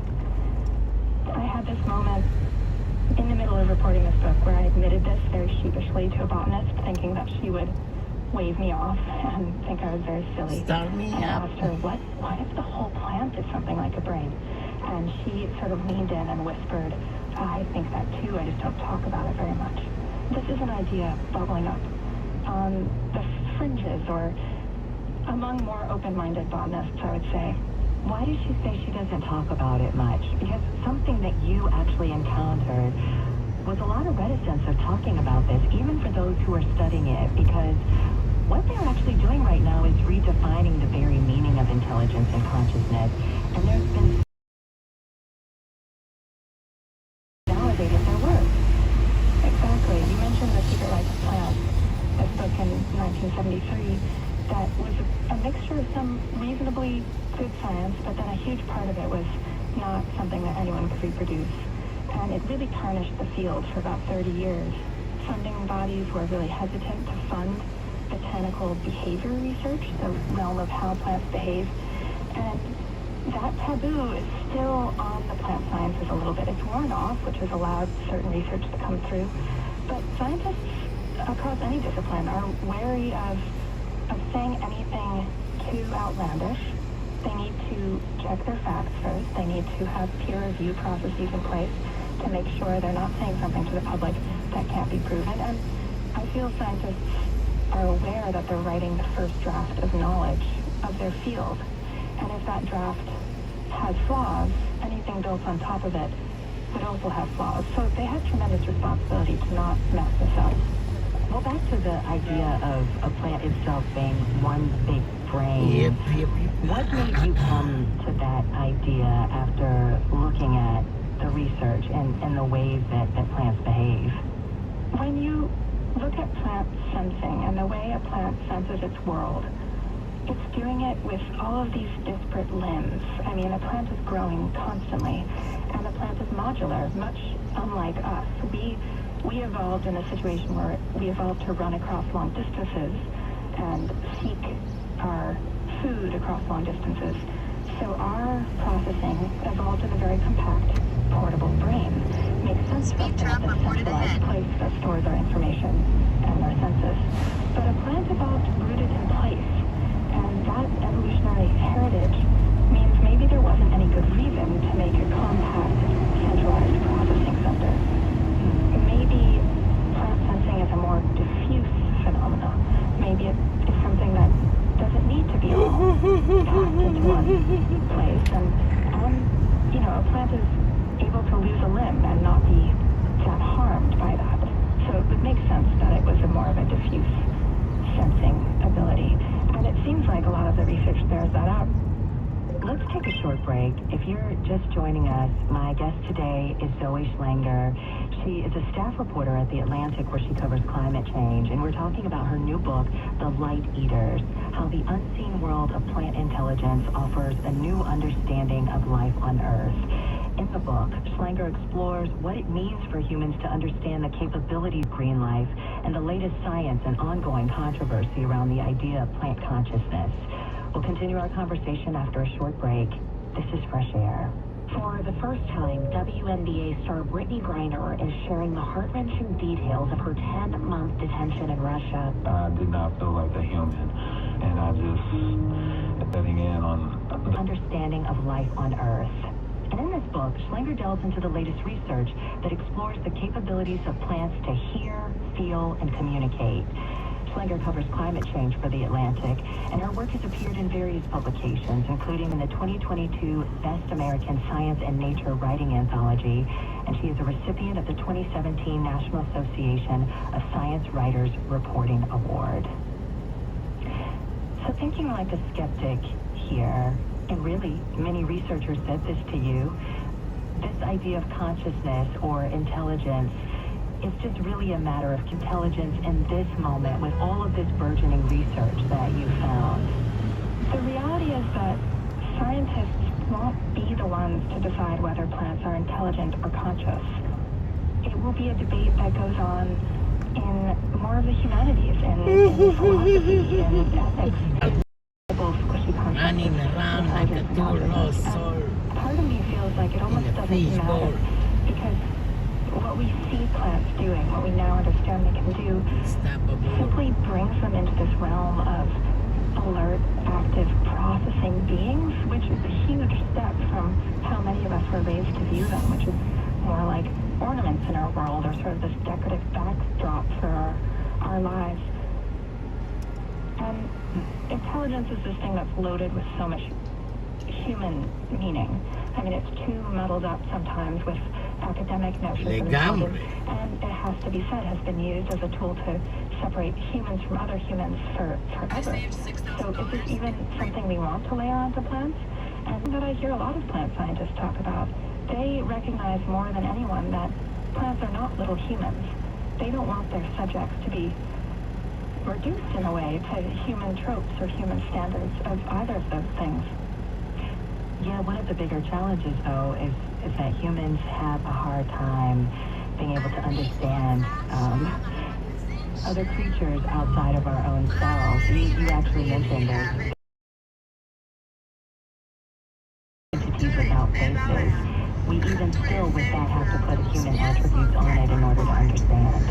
That's right, and that's where metaphors can be really useful, and maybe a little bit of light anthropomorphization, which I know certain people would hate, but I think that there's ways we can do.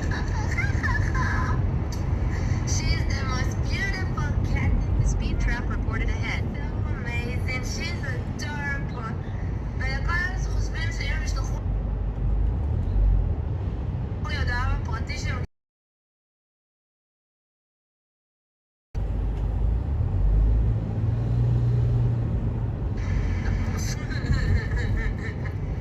פשוט אני רוצה לקבל הודעה מהדף האישי שלה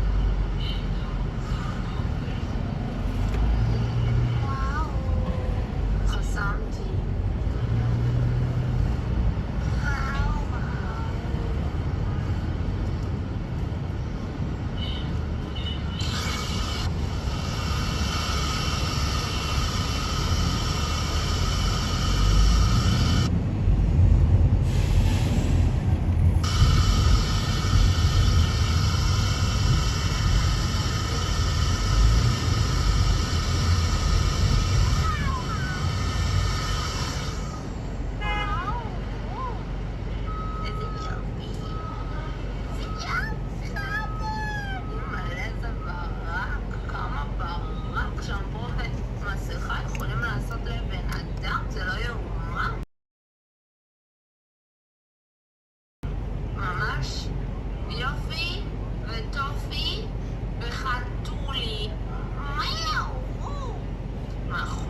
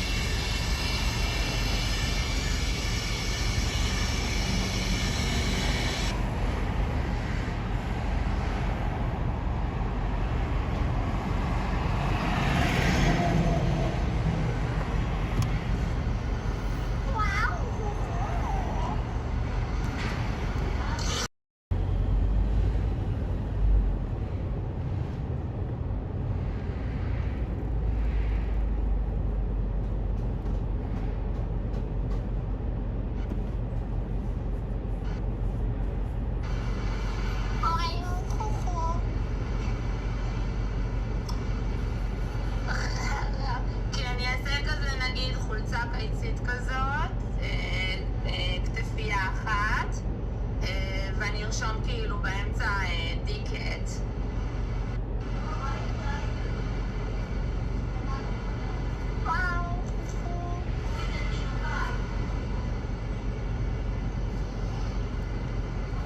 ובצד נראה לי שאני אעשה חתול שחור.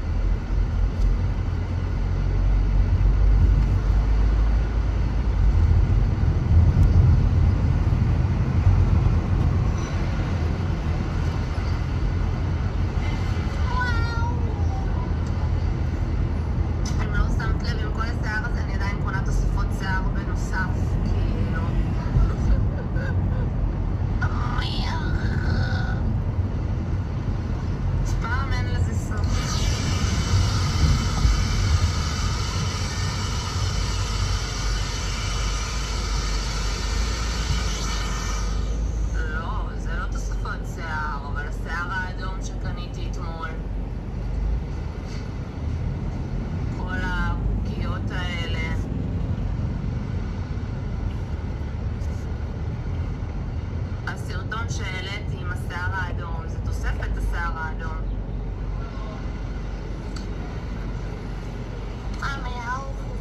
אני קונה את זה בצבעים, אני לא קונה בצלושים.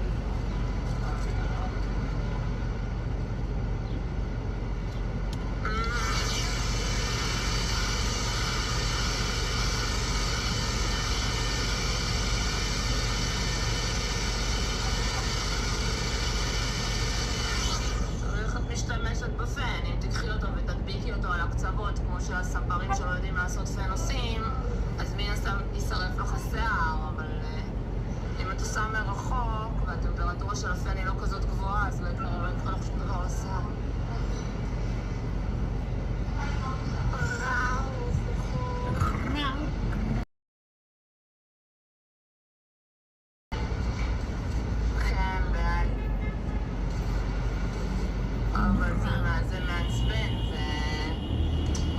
קשרים אחרי איזה שימוש 2, זה לא רציני. זה גם, אני לא אלך עם זה. ברחוב, אני סתם קונה את זה לפעמים בא לי לצלם, אז אני סתם... זה ידוע שאקססוריס לתמונות עושה את העבודה.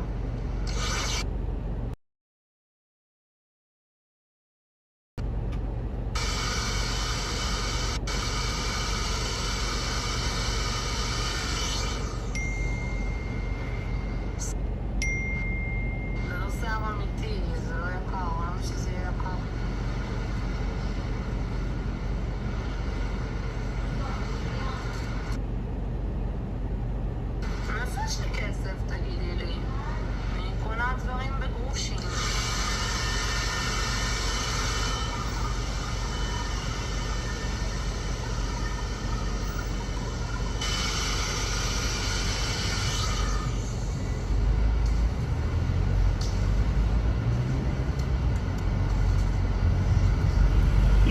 באלי-אקספרס, ממש לא. יש שם שיער אמיתי גם. יש שם את הפאות אולי עולות פאות אמיתיות אולי עולות באזור 200-300 שקל. אבל הסתמיות, פאה סתמית עולה באזור 50 שקל, יש גם ב-40. ותוספות סתם לעשות קוקו, את יכולה למצוא ב-20 שקל, 15 שקל בפיקס.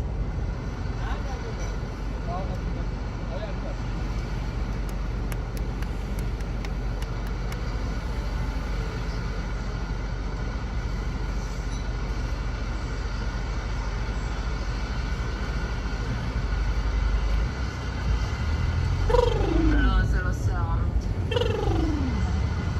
זה שיער אמיתי וזה עלה 40 שקל, 50 שקל.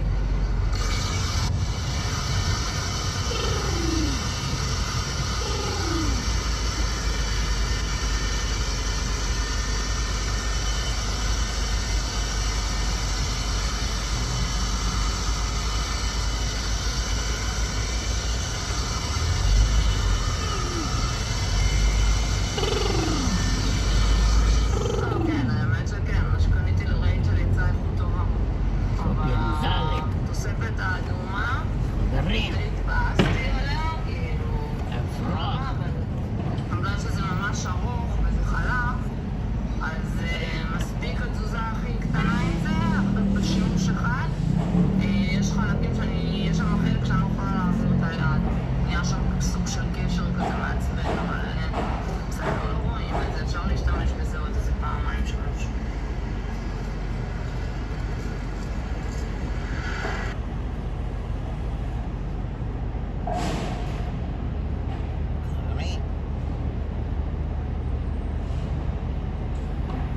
Months and the book literally won't even close. How crazy is this, y'all? And all I did was complete these simple little booklet challenges with my spare change. The booklet is labeled 1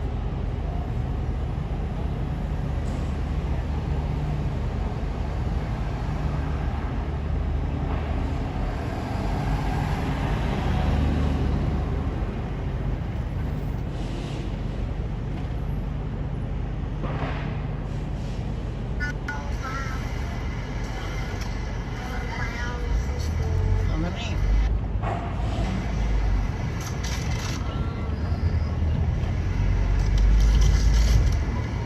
תן לו בשווי וואי.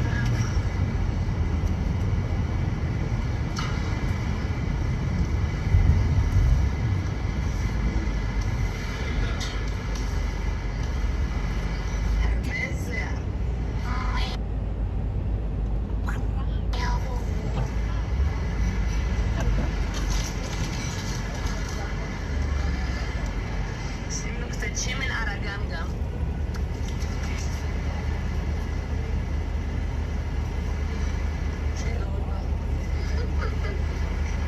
לא מספיק הברק מהשמפו.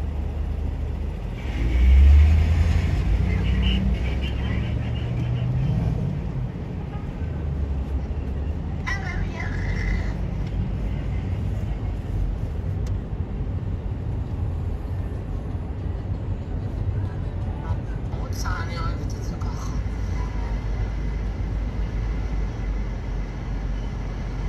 מהאייהרב יש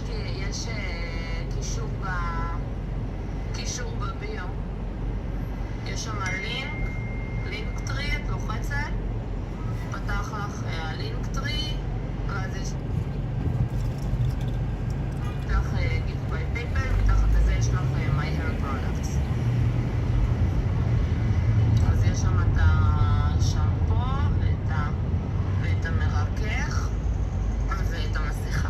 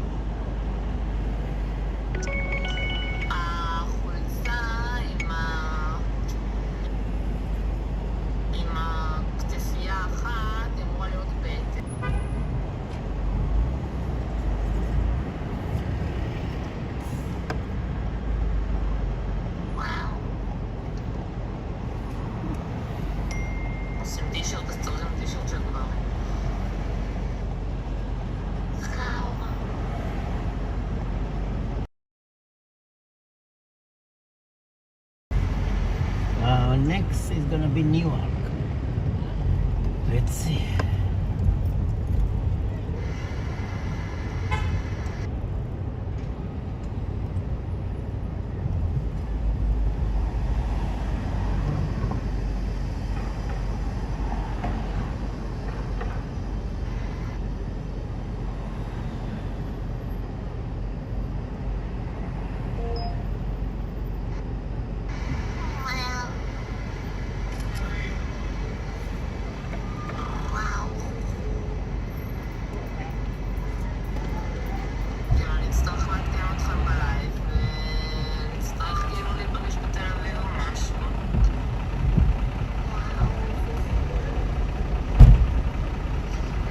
How you doing? Emily, you're in Newark. Welcome.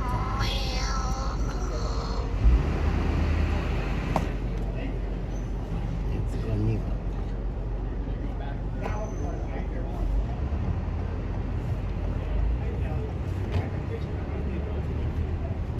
All set, let's go. In 600 feet, turn left on 6th Avenue. Then turn left.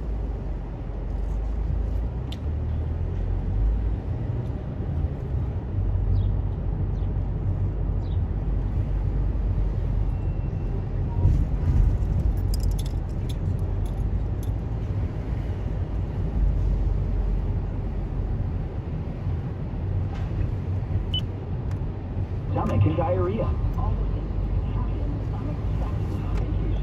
Turn left on 6th Avenue.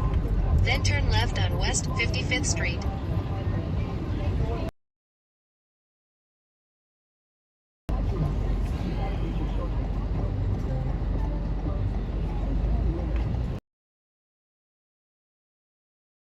Left on West 55th Street.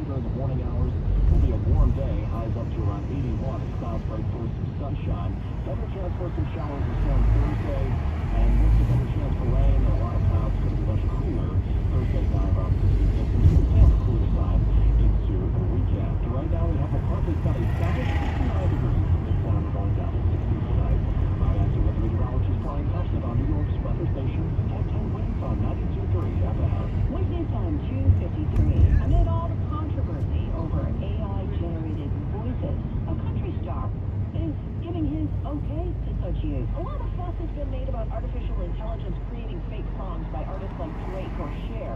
But what if it was used with permission to give a voice to someone who lost it? The trendy Travis's new single, Where That Came From. Travis's stroke in 2013 left him with limited speech and unable to sing. The song was created with AI from vocals spanning Travis's career. The help was in contact producer Kyle Lenning and a demo vocal from singer James Dupree. Travis's wife Mary said he went through every emotion there was in the 3 minutes of hearing his voice again. She says more songs are likely, but they want to see where this goes first. Correspondent Margie Zaraletta. The curtain is going up on New York City's newest performance space, the 700-seat amphitheater on Little Island, the park built above a pier on the Hudson in Chelsea. It will open June 6th with Twyla Tharp's How Long Blues, the choreographer's first full-length work. The White House. In a ceremony in the East Room of the White House. We're getting ready to celebrate tough team. This year's Commander-in-Chief Trophy winners, the Army Black Knights. The trophy is awarded to the Military Service Academy football team with the best regular season record. You faced setbacks, doubts, and uncertainty, but you never gave up. It's the Army's 4th trophy win in the last 7 years, and West Point's 10th Commander-in-Chief. Correspondent Stacey Lane. Did you know that ignoring your problem windows and doors can cause extensive damage to your home? Issues like leaks, rot, even mold. Hi, this is Susan Richards. Renewal by Andersen are experts at finding affordable solutions. Their parent company, Andersen, has been transforming the window industry for more than 120 years, and their experienced design consultants will work with you to help you get the windows and doors you want while meeting your design preferences and budget. And right now, get Renewal by Andersen's biggest discount of the year during their massive markdown sale. During your initial visit only, save 25% on all windows, patio doors, and entry doors, and pay nothing for 1 year. Call by May 31st. 1-800-705-7100. 1-800-705-7100. That's 1-800-705-7100. Offer not available in all areas. Restrictions and conditions apply. Call for license information. Sponsored by Renewal by Andersen. Wednesday time 256. Now Bloomberg Money Watch. Here's Andrew O'Day. When CEOs leave a company, most follow the unwritten rule. Do not advise or criticize, especially in public. After Starbucks last week revealed its biggest sales miss in years, former CEO Howard Schultz is telling the current Starbucks leaders that they need to spend more time with the people who spend the most time with customers. Schultz in a LinkedIn post says the chain also needs to reinvent its app and invest in more coffee-focused drinks. Customers invested in espresso-focused drinks might see price hikes, and not just at Starbucks. Coffee Trade Group says wholesale prices of the bean used in espresso and instant coffees are the highest in 45 years. Reason, the supply crunch due to poor harvest of Robusta coffee in Vietnam, the world's largest producer. Prices on Wall Street running higher. Dow Jones 133, Nasdaq up 153, S&P up 42. Bloomberg Money Watch at 26 and 56 past. Look at this big hot dog.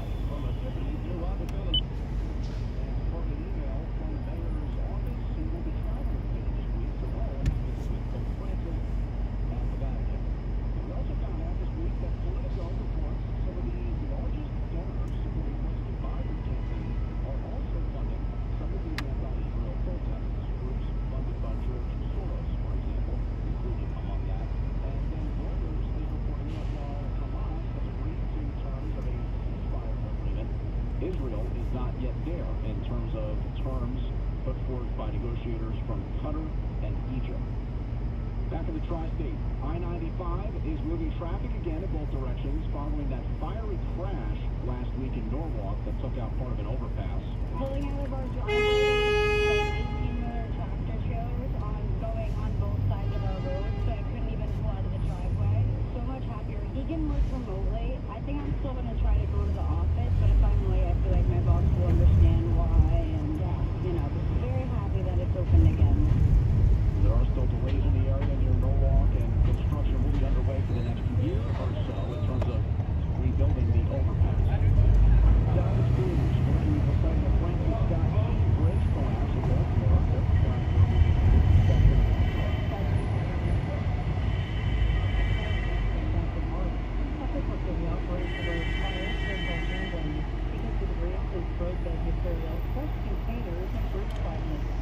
Specialized equipment is being used, closely monitors the positioning and movement of the scope and bridge traffic. Once the debris is removed, crews will be done across the country floating and removing that ship to open a deeper shipping channel and historical aspects to the Port of Baltimore. I'm Tammy for EO. It's one of the biggest fashion parties of the year. It'll go down in New York City tonight. Zendaya, Bad Bunny, Chris Hemsworth, and Jennifer Lopez all serving as hosts of this year's Met Gala at the Metropolitan Museum of Art. And this year's theme is Garden of Time.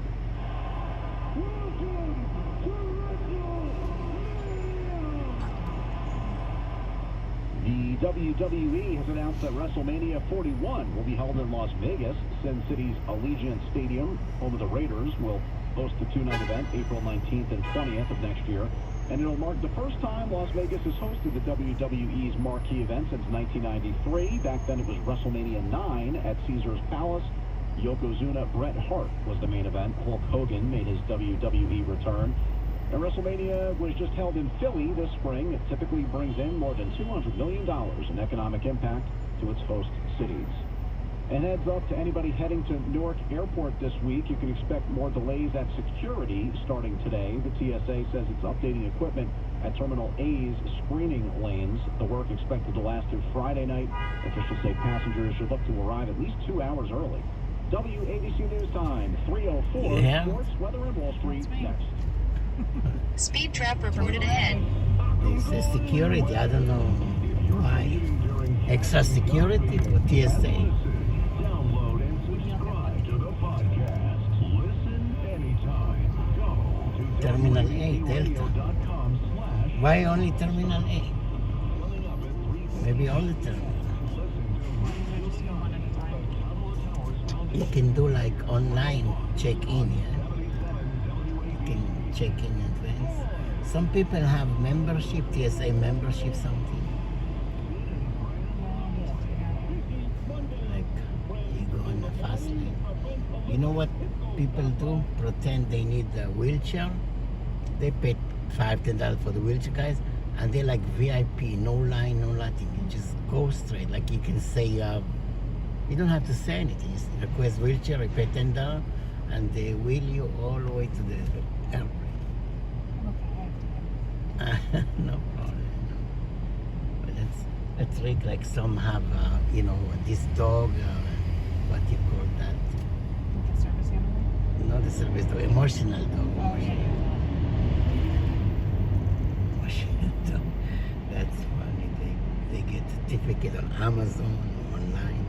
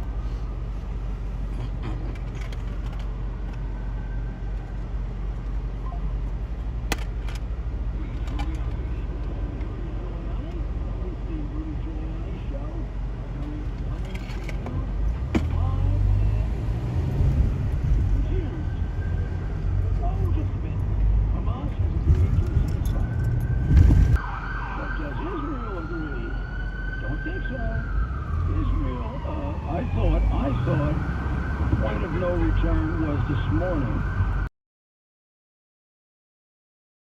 Speak up or forever hold your peace.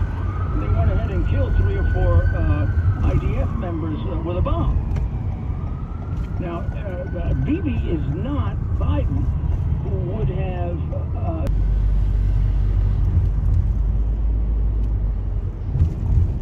I gave you a chance and you killed, I'm not sure if it was 3 or 4 of the IDF members this morning, just this morning. And then immediately, when they realized Bibi's getting serious, they said, ceasefire, ceasefire, ceasefire, after they killed his people.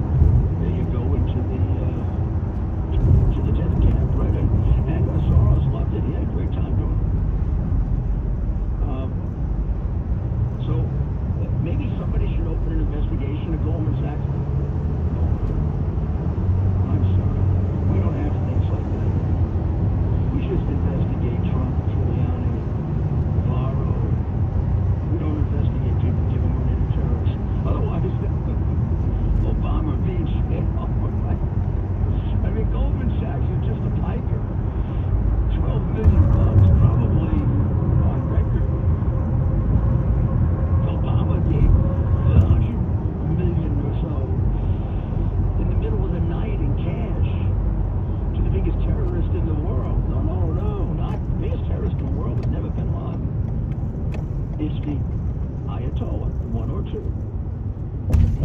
He gave him cash. And you're saying, why is he not in jail? He's not in jail because we don't have a justice system in America anymore. In that area, we are a Democrat dictatorship. Democrat, more in the thinking of communist, Nazi, fascist. Yeah, where, I get prosecuted for being a lawyer, and Obama doesn't get prosecuted for giving hundreds of millions of dollars to a guy that spends half his money on killing innocent people, including Americans.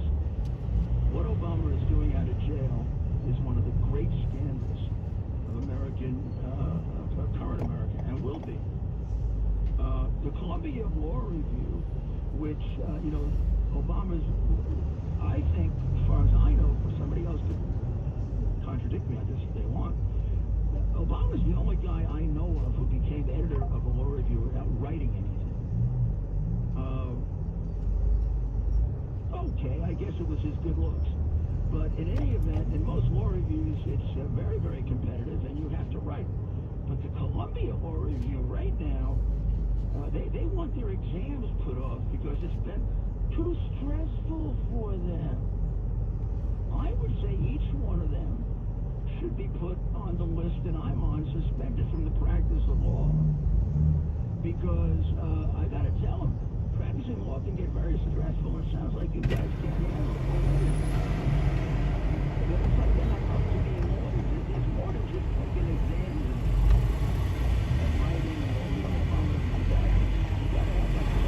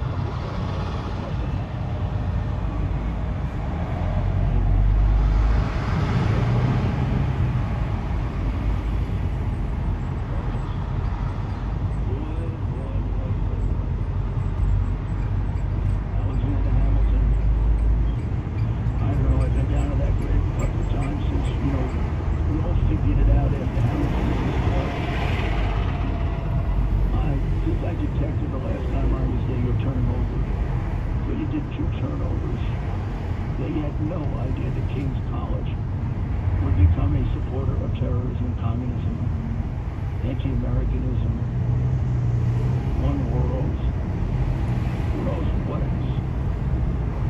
None of it good. None of it good.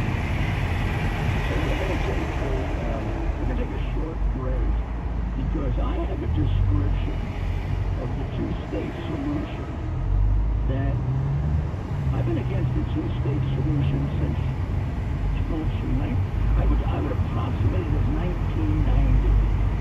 It's part of what led to my throwing Arafat out in the mid-90s. Part of it. But part of it. And I made a point of it at the time.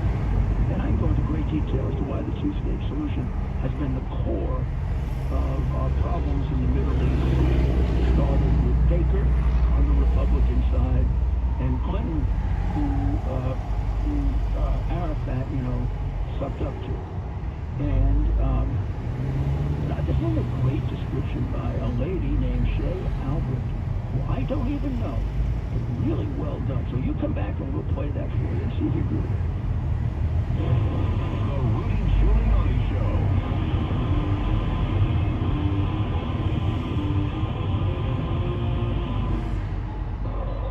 Okay, we've got an hour to clean both cars. Grab the bucket. Cool. I picked up some 303.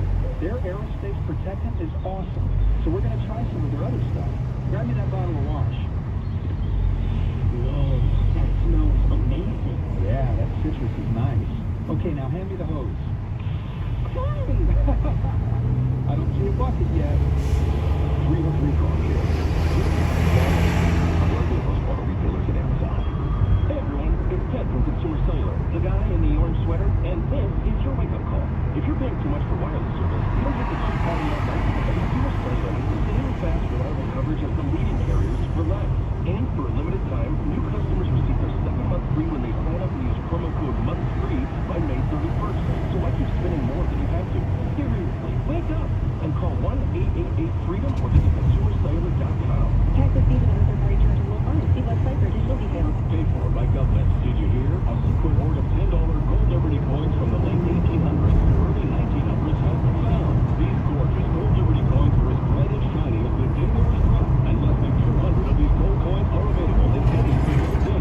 Coin experts are calling the secret U.S. gold coin discovery a once-in-a-lifetime opportunity, and you can own a physical coin. When you call, you are guaranteed a specific date gold Liberty struck the iconic Philadelphia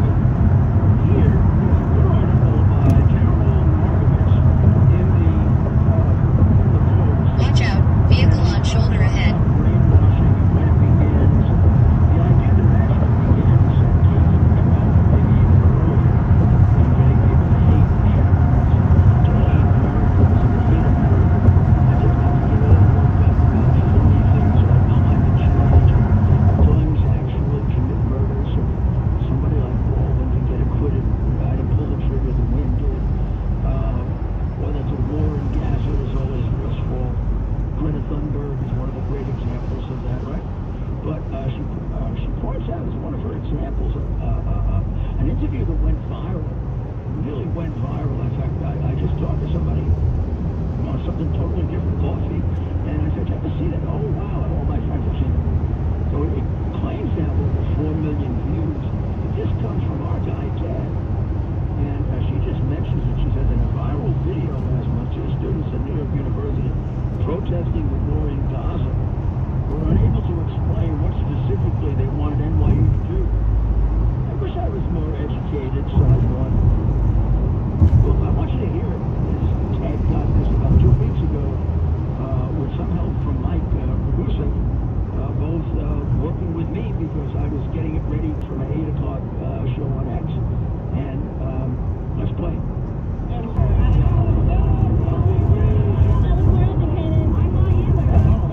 She says, "Well, why are you here?" Or say, "Well, I wish I was more educated on this." But they're there to curse out Israel. No problem. They don't know why. That's what Goldman Sachs is paying for. And that's what Soros is paying for. And that's what the brainwashing is all about. And that's why it's sad. This is sad. And really, really sad. In Manhattan, another one that's gone down. It's right in the middle of the theater district called the Square Hotel, 226 West 50th.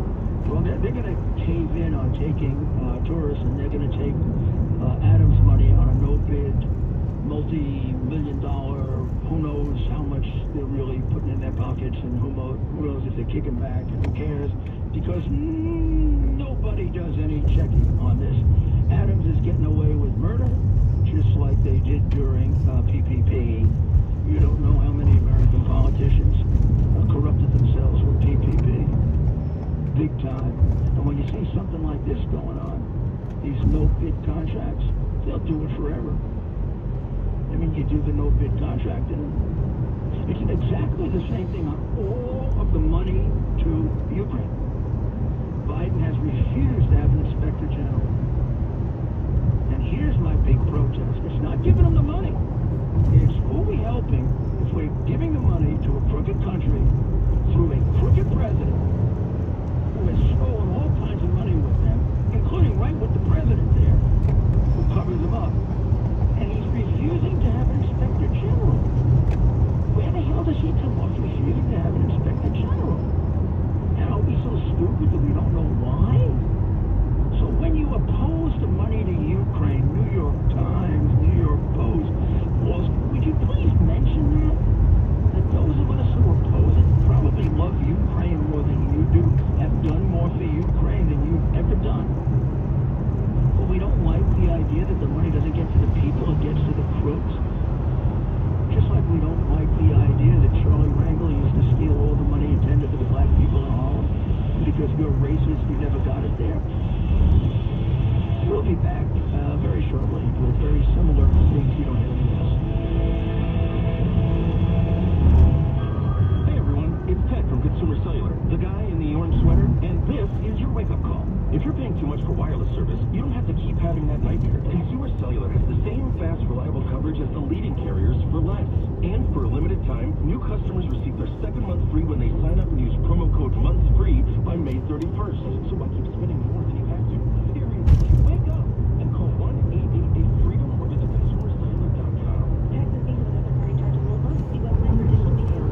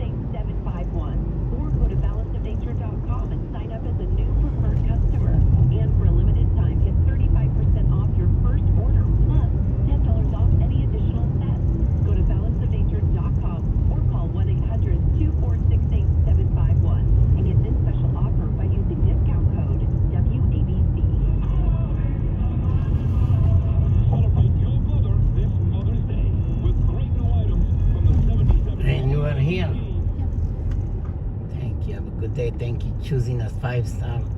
God bless. Good luck. Take care. Appreciate it. You're welcome.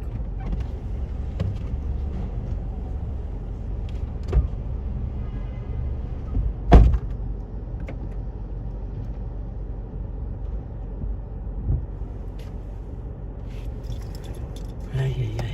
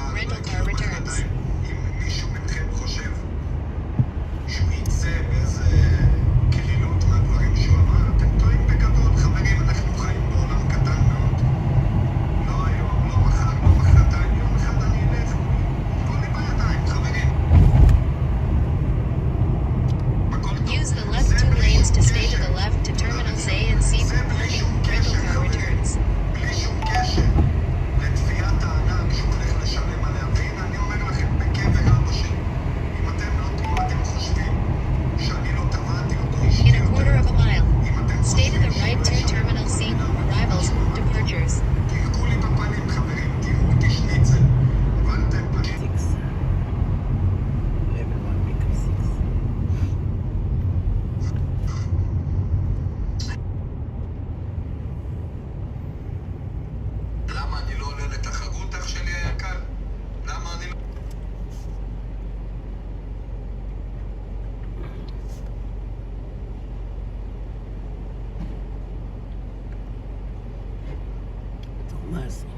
Tomaso going to Manhattan. היקר, יש לי שאלה ברשותך. היית אח יקר, אם לך אני לא יענה, למי אני אענה? מה השאלה בבקשה? חברים, שאלות, חברים.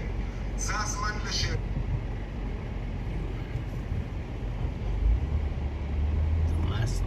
Tomaso. What's up, Tomaso? I'm in the building. רק שאלות אמיתיות.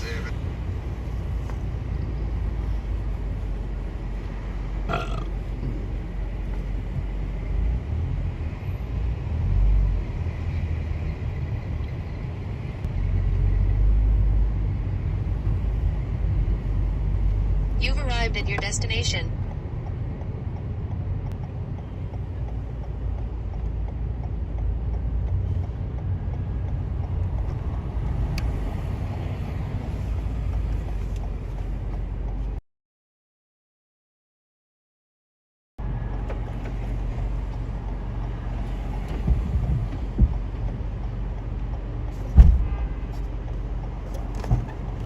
Hello there. Yeah. This for Tomaso? Yes. Welcome, welcome. We going to Fifth Avenue. זה סיפור של יצאתי פרייר וזהו. זה סיפור שאם הם יקחו אותו עכשיו לבית משפט, ייקח לפחות מה אנחנו נשלם לכל דבר. אני אף פעם לא מדבר סתם. אני אף פעם לא אומר דברים, חברים יקרים ואהובים שאין עליהם קבלה. לא להיות הקורבנות הבאים. מה שאני כן יכול לעשות זה להגיד לכם מול מה אתם עומדים. מה שאני כן יכול לעשות זה לתת לאותם אנשים את ההכרה הזאת. In 1,000 feet, use either lane to stay to the left. אבל זה לא עבר בשתיקה. יש בן אדם שבא והציג את זה מול Stay to מאות the left אנשים to ואלפי אנשים. I-78 East, New Jersey Turnpike toward Holland Tunnel, New אני York אגיד City. לכם מה ההבדל ביני לבין אותו חילאל.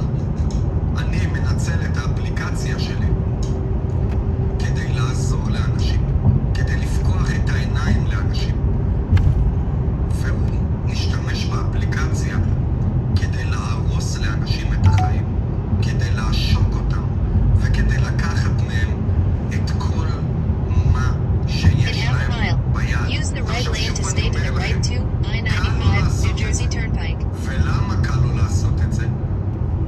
כי אין לו אישה נורמלית בבית.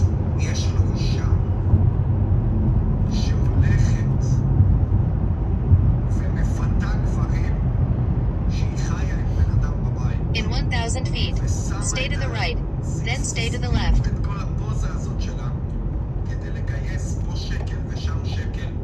היא שותפה איתו לדברים האלה. סיוון בשביל להביא 1,000-2,000 שקל יכולה לצאת איתך ולבלות איתך Stay to the לילה right to ששם I-95 יושב בבית New Jersey ותדע Turnpike. לזה, חברים. Then use the left two lanes to stay to the left to I-95 North New Jersey Turnpike. חשפנו פה קטינות, חשפנו פה את כל הרומן שהיה לו פה עם אור נגר, עם תמונות ועם הודעות מזעזעות, והיא אפילו לא מצמצה. היא אפילו לא מצמצה. Use the left two lanes to stay to the left to I-95 North New Jersey Turnpike. איזה אישה נורמלית אתם מכירים, חברים יקרים, שהייתה מנשקת את בעלה ומחזקת אותו אחרי שהיא גילתה שהבעל שלה ניהל מערכת יחסים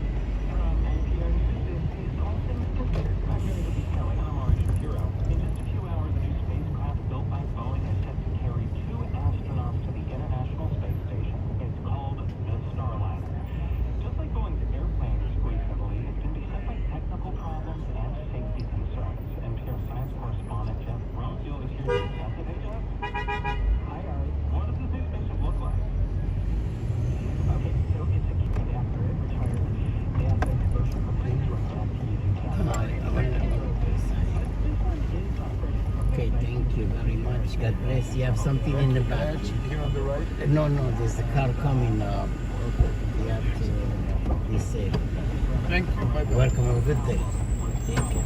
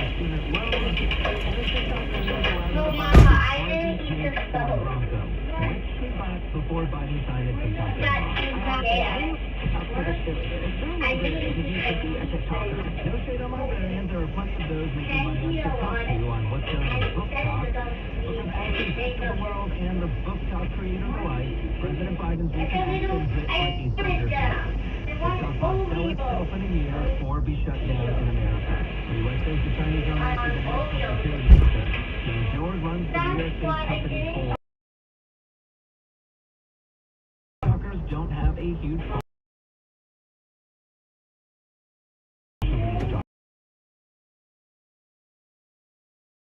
event because his company alone is on track to pay out $20 million to TikTok creators this year from brand deals and brokers.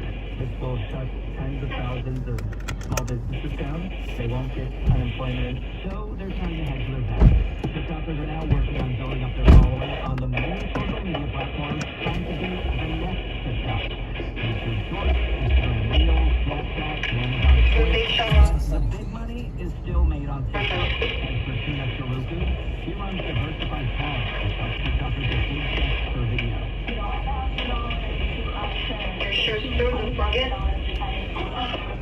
That's the one thing she recognizes that these events will happen.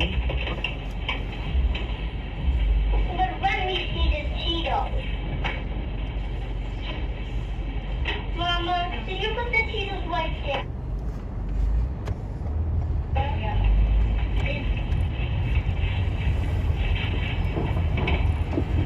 Apple Cheetos, banana, double pizza. You eat Cheetos, you eat banana and strawberry frosted apple Cheetos. Now put this double juice, because that's mixed with banana.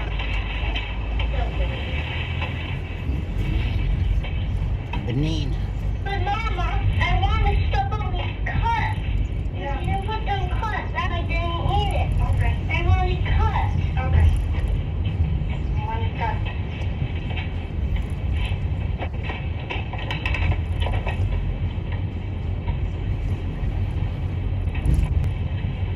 You go get a lunch, something. What did you say? This one? You hold this one? Yeah. Don't do that. Come on, take up your cooking. Take them off.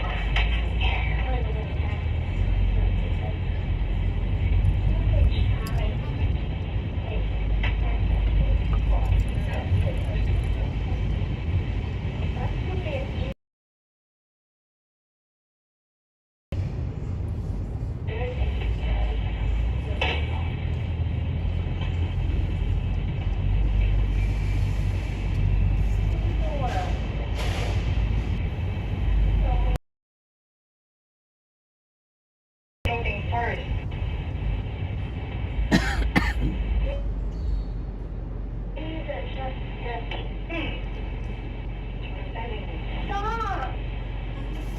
You should go listen, that's why. You haven't.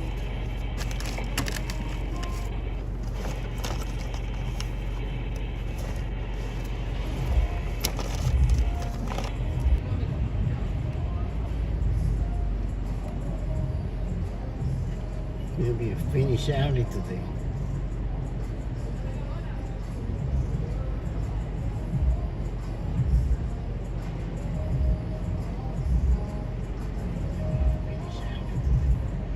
I'm gonna go one tomato and go do some stuff for Little Aya. So we're gonna finish early today. Gonna make a left turn and it's gonna be the one tomato.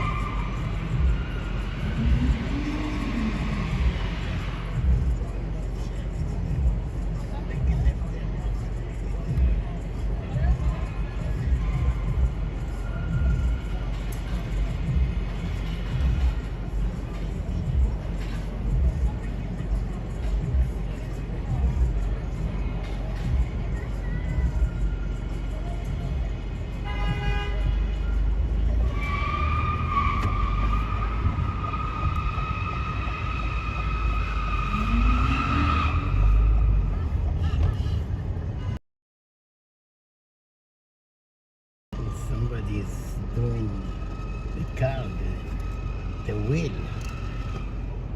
Shish kebab.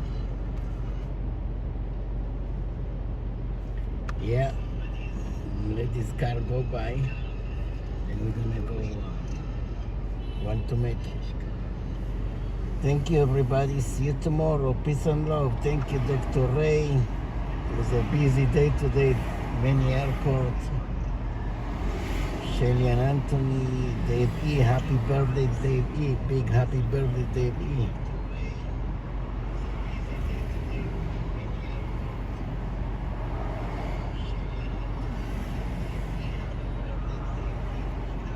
Peace and love, peace and love.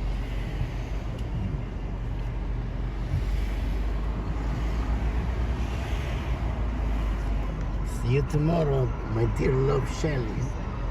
See you tomorrow, my dear love Shelly. Peace and love, peace and love. Abba, yabba.